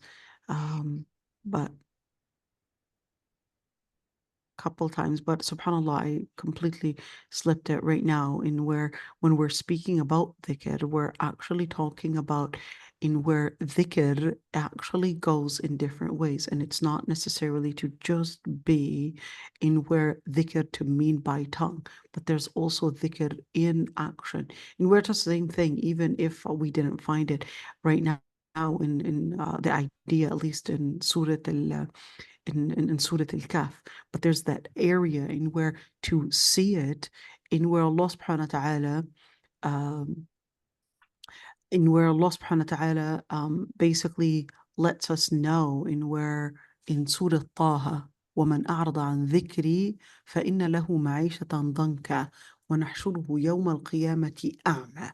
Whoever stays away from my dhikr, فَإِنَّ لَهُ مَعِيشَةً ضَنْكًا, they will have a life of ضنكا. The life of ضنكا basically means a life where it is instability, a life of instability, a life of ضنكا, in where it's basically hardship, anxiety, and so forth. وَنَحْشُرُهُ يَوْمَ الْقِيَامَةِ أَعْمَى, and they will be resurrected on Judgment Day as blind. When you're talking about, well, why would they be resurrected? قال ربي لما حشرتني أعمى وقد كنت بصيرا قال كذلك أتتك آياتنا فنسيتها وكذلك اليوم تنسى. And where he said, why did you resurrect me blind when I was already capable of seeing? He said, well, that's because you had, that's the word. كذلك أتتك آياتنا فنسيتها. You had forgotten my words, and therefore you will be forgotten yourself. When you look at you would be forgotten yourself, how is it that they basically had forgotten the words of Allah subhanahu wa ta'ala? Are they words to see? Well, how is it كذلك أتتك آياتنا فنسيتها وكذلك اليوم تنسى? How is it that فإن ومن أعرض عن ذكري? How is it أعرض عن ذكري? Do you تعرض عن الذكر, or do you basically not do it? What is it? Well, that's because the dhikr is actually in different forms. There's the dhikr of words, there's the dhikr of actions, there's the dhikr of even hearing. There's an audio dhikr as well. All of that is basically right there connected to the actual relationship of how you embrace Asma Allah al-Husna. Yeah. Is it in Surah Al-Kahf about الذين كانت أعينهم بغطاء عن ذكري? There you go. Yes, there you go. كانوا لا Yes. يستطيعون سمعا. There you go. It's 101. Exactly. There you go. Yeah, I الذين just كانت. opened There you that. go. There you go. There you look. أحسنتي أحسنتي. There you go. كانت أعينهم في غطاء عن ذكري. How is it? Their eyes were covered from my ذكر. وكانوا لا يستطيعون سمعا, and they were not capable of hearing it. How is it that their eyes were covered and they couldn't hear it? If their eyes are covered, then they can't see, not they can't hear. Right? If their eyes are covered, then they can't see. Why is it وَكَانُوا لَا يَسْتَطِيعُونَ سَمْعًا? Both. You would assume that it would say, well, وَكَانُوا لَا يَسْتَطِيعُونَ I guess رؤية. رؤية بصر, something about that. But كانوا لا يستطيعون سمع because their eyes were blinded from visual dhikr, from recognizing Asma'ullah through their vision, and therefore they were basically deaf from hearing the words in Revelation. So they were blinded من الكتاب المفتوح, and therefore they couldn't hear الكتاب المسطور. أيوة. They can't match between what they read and what Exactly. They were they were so blinded. They couldn't understand. It's like, okay, what am I seeing? What am I hearing? They couldn't connect the dots. They didn't connect the dots. And that's why أَفَحَسِبَ الَّذِينَ كَفَرُوا أَن يَتَّخِذُوا عِبَادِي مِن دُونِي أَوْلِيَاءَ. So what did they connect to? Well, they connected with the people. They thought that the servants are the people. They're basically in power. And then الله والله خوفاني تجيني الحالة تبع الصبح. شو هيدا؟ subhanallah, this ayah always resonates with me. I know I forgot it just earlier, subhanallah, but this ayah, الَّذِينَ كَانَتْ عَيْنُهُمْ فِي غِطَاء. It's like, well, how is it? Why didn't say كانوا لا يستطيعون الرؤية, كانوا لا يستطيعون, I don't know, إبصارة, anything. But no, it's telling you, well, if you are not capable of seeing, then you're going to be confused completely at what you're hearing.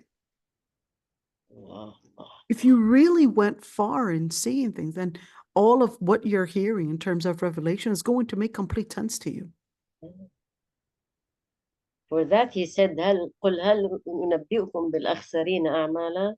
They didn't use their organs to see what. Of course, well, when you look at قل هل ننبئكم بالأخسرين أعمالا, الأعمال definitely actions, but this is actually right there in where it's basically telling us in where their energy had gone wasted. Right, wasting right. energy. Their energy had gone wasted. They could have used their energy, and that's why it said الذين ضل سعيهم في الحياة الدنيا وهم يحسبون أنهم يحسنون صنعا. So therefore, al-a'mal is basically talking about energy. In where what did you use? What did you do with your energy? What did you do with the different potentials that you were given? Did you use the potentials in order to really did you use your potentials in order to get to what? To get to the main reason why you were created? Or did you use your potentials basically سعيهم في الحياة الدنيا? Were you just using your potentials to just get some kind of a gain in this life? And you lived in a self-delusion, thinking that you were doing what was actually supposed to be helping your life or helping humanity. You basically thought that that's basically, okay, here we go. And that's why Allah subhanahu wa ta'ala says, أُولَٰئِكَ الَّذِينَ كَفَرُوا بِآيَاتِ رَبِّهِمْ وَلِقَائِهِ. Those are the people that denied what? Well, denied what Allah subhanahu wa ta'ala had already sent in Revelation. So they denied it, and then they basically denied what? Well, there's no way that by doing a deep ponderance in the signs of Allah subhanahu wa ta'ala in nature, that you're really going to get to knowing the purpose that preceded your existence. There's no way that you can get there. Yeah. Because that is not something that you can somehow I guess, excavate in some kind of a place or find in some molecule. You're not going to be finding it there. That's going to be so deep in where that could also be sent through a revelation to really help you know the intention and what Allah subhanahu wa ta'ala really wanted of this whole creation. So the people, they would basically put their energy in different ways and trying to gain some form of, I guess, some form of power, some form of support, etc. And then فَحَبِطَتْ أَعْمَالُهُم. Then what they won't find, and where all the actions, all the energy, all of that had basically gone wasted. فَلَا نُقِيمُ لَهُمْ يَوْمَ الْقِيَامَةِ وَزْنًا الْجَزَاءُ مِنْ جِنْسِ الْعَمَلِ. You didn't put anything in what really mattered, in what really deserved all the weight. You ended up really putting your energy in where it didn't really matter. So that's why Allah subhanahu wa ta'ala basically said, well, they didn't want to basically invest in what really deserved all the investment. And that's why ذَلِكَ جَزَاؤُهُمْ جَهَنَّمُ بِمَا كَفَرُوا. So therefore, the consequence is basically وَاتَّخَذُوا آيَاتِ وَرُسُلِي هُزُوًا. They basically went into mocking the prophets. They didn't take the prophets seriously. And then what happened? Well, they're basically going to be held accountable for it because they wanted to deny all the revelation that was already sent to help them know what it means to live in guidance. That's what Allah subhanahu wa ta'ala, إِنَّ الَّذِينَ آمَنُوا وَعَمِلُوا الصَّالِحَاتِ كَانَتْ لَهُمْ جَنَّاتُ الْفِرْدَوْسِ نُزُلًا. ربنا يعطينا ويعطيكم. That's what Allah subhanahu wa ta'ala right there. And where, on the other hand, what do you see? The people that are investing their energy in this life for al-akhirah, that's why, because they had invested their life for al-akhirah, that's why they're going to get it. لهم جنات الفردوس نزلا. They'll basically get Jannatul Firdaus, the highest level of al-Firdaus. Why the highest level? I mean, that's the highest level supposed to be al-Firdaus and not just Jannah. Because the highest level of al-Firdaus is really for those that would embrace one, a dhikr in vision and a dhikr in basically hearing it and applying it. There's no way that if you're connecting the visual dhikr with, let's say, the audio dhikr in revelation and you're applying it in action, but you had actually reached the highest level in where that's in nuzula. Why in nuzul? In nuzul is supposed to be a place where you would dwell in, a place where you would rest in, kind of like a hotel. But this is not a nuzul in where a temporary station. This is a permanent station. That's why, because the word nuzul can sometimes be confused by some to being a temporary station, Allah subhanahu wa ta'ala then continues and tells you, no. Don't think of it as temporary. خالدين فيها لا يبغون عنها حولا. It's going to be in where a place where they will eternally be stationed there, living in it. لا يبغون. Even they don't even have any interest to turn or go anywhere else. In other words, they are so content in that place that they themselves لا يبغون عنها حولا. They would not want to go out. And then that's why Allah subhanahu wa ta'ala, قُلْ لَوْ كَانَ الْبَحْرُ مِدَادًا لِكَلِمَاتِ رَبِّي. Why and what does that have to do with anything? Well, that's because Allah subhanahu wa ta'ala was basically telling you right there, الذين كانت أعينهم في غطاء عن ذكري وكانوا لا يستطيعون سمعا. Allah subhanahu wa ta'ala was connecting that dhikr, the revelation, الكتاب المسطور, the revelation, and said, well, now that you recognize that what you're saying and the words of Allah subhanahu wa ta'ala, قُلْ لَوْ كَانَ الْبَحْرُ مِدَادًا, and say, even if the seas were the ink to write the names and the words of the Lord Almighty, you would have seen that the ink would wear out before the words of the Lord Almighty would basically end. وَلَوْ جِئْنَا بِمِثْلِهِ مَدَدًا. Even if we were to get an ink, the same amount of all the amount of basically the more and more seas of the same, basically, the same amount, it would never be the end of the words of Allah subhanahu wa ta'ala. So Is just say, قل yeah. إنما أنا بشر مثلكم يوحى إلي أنما إلهكم إله واحد. Just tell them that I'm just a human being, that basically, just like you, got and received a revelation that your Lord Almighty, your Ilah, I didn't say Rabb, but he said Ilah, that your Lord, your God, is basically one. فمن كان يرجو لقاء ربه فليعمل عملا صالحا. Why لقاء? فمن كان يرجو لقاء. So whoever seeks to meet his Lord Almighty. Why? To meet the Lord Almighty, because it is part of the human nature where we want to always know, so what's going to happen in the future? So what? And when you love someone deeply, you would always just want to meet him or meet her, whatever. You Yeah. love someone so strongly that you just want to be next to them. So Allah subhanahu wa ta'ala says, فَمَنْ كَانَ يَرْجُو لِقَاءَ رَبِّهِ. You want to meet Allah subhanahu wa ta'ala. فَلْيَعْمَلْ عَمَلًا صَالِحًا. Then do what is pious. وَلَا يُشْرِكْ بِعِبَادَةِ رَبِّهِ أَحَدًا. And don't associate any partners in terms of worship with Allah subhanahu wa ta'ala. No A- one. And it's so big difference between you know the person and you want to meet him or her, but Allah, everyone like to see him. Look for that. It's لقاء ربه. Who don't like to see Allah? Because Exactly. Well, the we, only one that would want to meet Allah subhanahu wa ta'ala is the one that had deep love for Allah subhanahu wa ta'ala. right, right.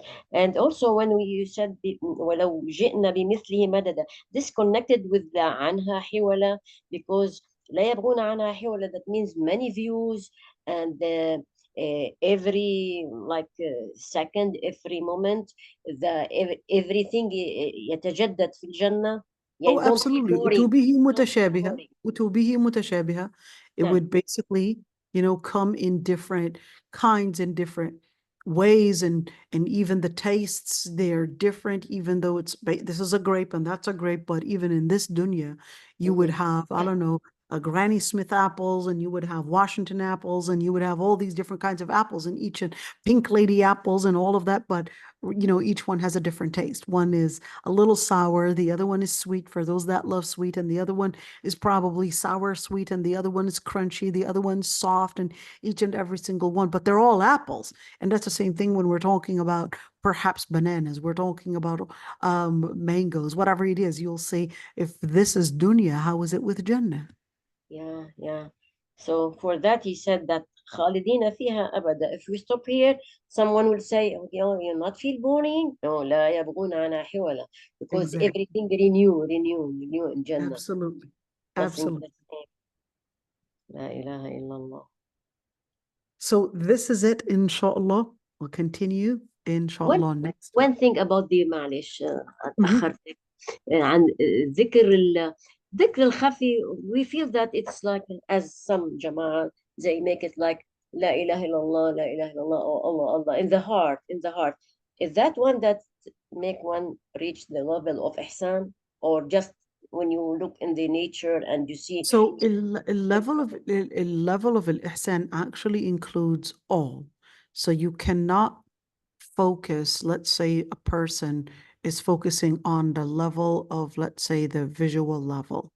The visual level is not enough to take you to the level of Iman. And the level of Iman to do just action itself is not capable alone to take you to the level of al-ihsan. So the level of al-ihsan, in where you're joining visual, you're putting heart, your spiritual intention, you're also putting in the audio, you're putting behavior, all of that.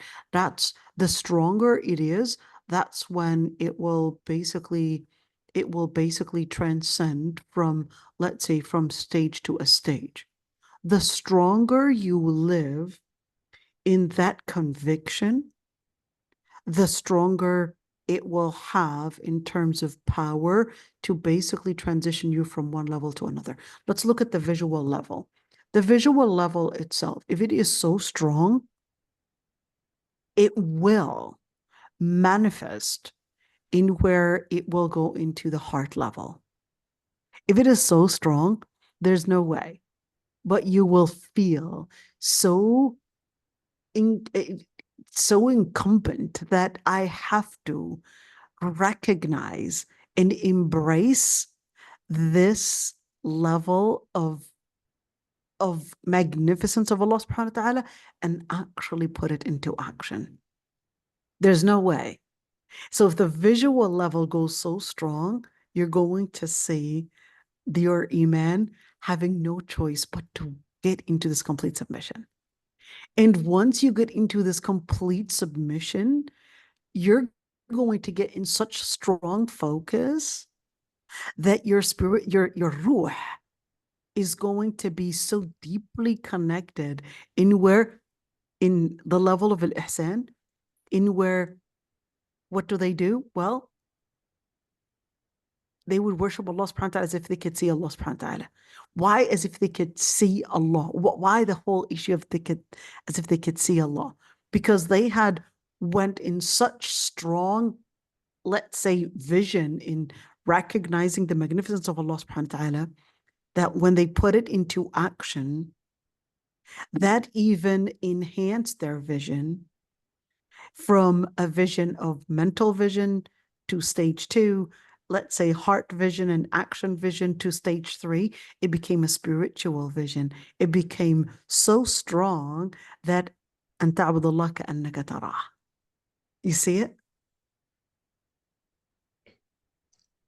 Have you example? Sure. So when a person, let's say a new Muslim, okay, they're capable of recognizing Allah subhanahu wa ta'ala. They're right there in where they became Muslim. They did their shahada. They were capable of seeing Allah subhanahu wa ta'ala's powers in different things. They did their shahada. But just doing a shahada and just being Muslim, it doesn't mean that they fully embraced Allah subhanahu wa ta'ala. Because that doesn't really happen until the person puts it into action. So what does that mean? The action itself, remember, when you're looking at application of Islam, the sins are spiritual denouncers. And the ibadat, they're basically spiritual elevators. What happens when you abstain from sin? It basically sharpens your ability to focus on just Allah subhanahu wa ta'ala, on just your purpose, on just you wanting to relate to the purpose that you were created for, which is al-ibadah. So therefore, the distractions, they won't have the power to take away your focus. So your behavior right now is going in congruent with what you're seeing. In number 3, of course, number 3, you're going farther. And in number 3, what are you doing?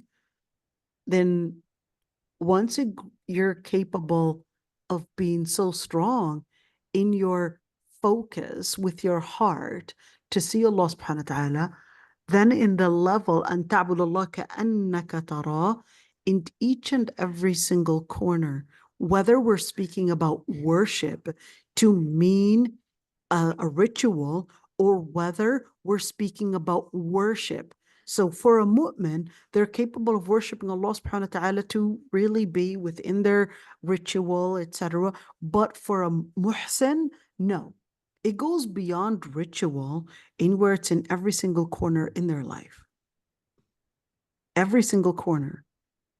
Maybe their son died, but they're seeing that Allah subhanahu wa ta'ala, radina ya Rab. They're seeing it beyond. They're seeing Allah subhanahu wa ta'ala's magnificence, and they're submitting to Allah subhanahu wa ta'ala right now at a level of rida.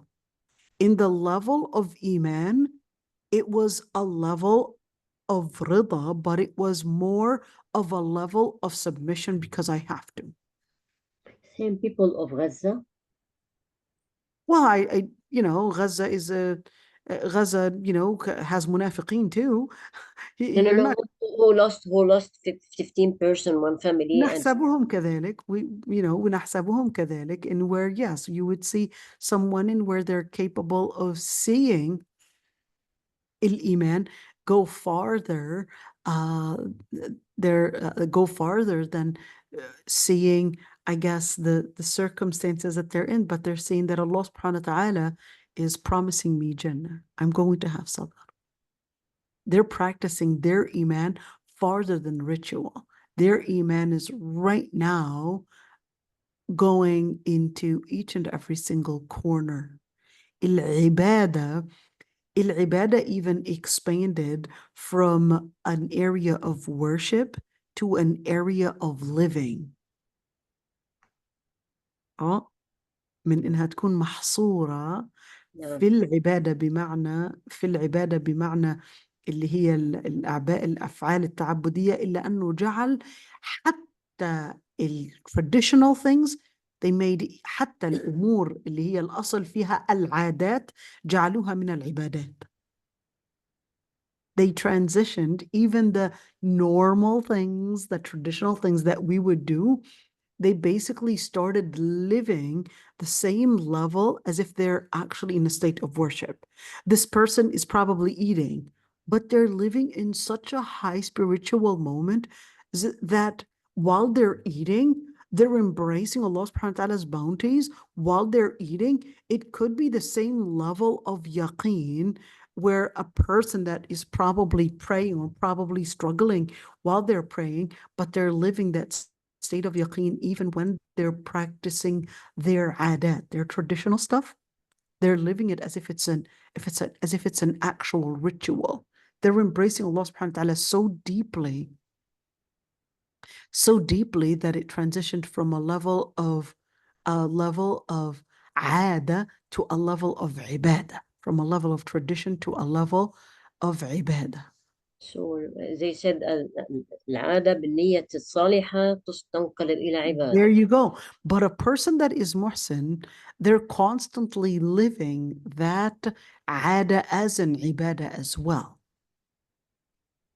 So the al-mu'min, that stage of al-mu'min, he's the one that, I'll work on making al-ada become a ibadah. I'll work on it. I'll try. I'll invest as much as I can in making traditional actions be a situation of ibadah and try to invest in my intention. But for a muhsin, they're constantly living al-ada to be in ibadah as well. They're embracing the whole situation as ibadah, that they don't go through any second but remember Allah subhanahu wa ta'ala. Allah subhanahu wa ta'ala is present in their mind at all times. So can we say Tirmidhi is like he reached the level of ihsan because he refused to marry. He put all his life till he Who are we talking? Who are we talking about here? Huh? Who are we talking about? Who reached the level of ihsan? Tirmidhi. Well, we can't judge Tirmidhi and know whether he really reached the level of al-ihsan or not, or al-Bukhari or al-Shafi'i. نحسبهم كذلك, but we cannot necessarily put in this classification. This is a person that lived al-ihsan. This is a person that lived al-iman. We can't necessarily classify people because that's where Allah subhanahu wa ta'ala is going to be judging and not us. That's it. Just as an example to any person so we can understand. Muhammad ibn Abdullah sallallahu alaihi wasallam. That's it. That's it. And the Prophet tells us about Abu Bakr Siddiq. Abu Bakr Siddiq, yeah. Abu Bakr Siddiq. Right. All right. Umar ibn al-Khattab. We know these, certain people and where this is what they lived. All right. But other than that, we would see المعاشرة مبشرين بالجنة. We would see other figures in where they reflect at least a level of ihsan, but we cannot put in these classifications and this person that reached this, that person reached that, because at the end, ربك رب العالمين, he's the one that basically judges all the people, and we would inshallah نحسبهم كذلك, but that's basically for Allah subhanahu wa ta'ala to judge. How can the person know that he reached the level of ihsan after iman? He wait up Well, Fisher, at the end, even if you assume that you reach the level of ihsan, وَاعْبُدْ رَبَّكَ حَتَّى يَأْتِيَكَ الْيَقِينُ. No end. Fish. وَاعْبُدْ رَبَّكَ حَتَّى يَأْتِيَكَ الْيَقِينُ. You can't necessarily say, okay, I reached yaqeen, I'm all done. No, you continue to work on that and being consistent and having the conviction until you basically reach, of course, al-yaqeen al-maut. Right. That's it. Yani no end. His target, No, he can get it in the you akhirah. continue, absolutely. خلاص واعبد ربك حتى يأتيك اليقين الموت. طب how we can match with واعبد الله كأنك تراه. How is that conflicting with what we just said? أن تعبد الله كأنك تراه فإن التعريف الإحسان فإن لم Right, تكن right. How is that contradicting what we said? What is right. so واعبد الله كأن أن تعبد الله. It's not واعبد And الله. It's أن وأن تعبد الله كأنك تراه. So right. أن تعبد الله كأنك تراه, in where this isn't putting a termination to it. So he's not telling you end it. He's telling you أن تعبد الله كأنك تراه, that's what you're living in all the time. It's not, it doesn't end. أن تعبد الله. You worship Allah subhanahu wa ta'ala as if you could see Allah subhanahu wa ta'ala.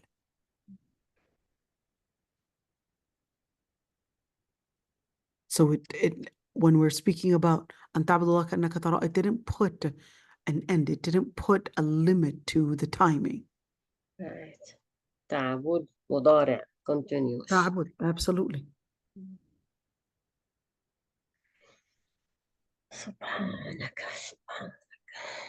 So this is it, inshallah. Subhanak Allah wa bihamdik, nastaghfiruka wa natubu ilayk, nashhadu an la ilaha illa ant. We'll see you all inshallah next week. Assalamu alaikum. جزاك الله خير. Wa iyyakum. طيب.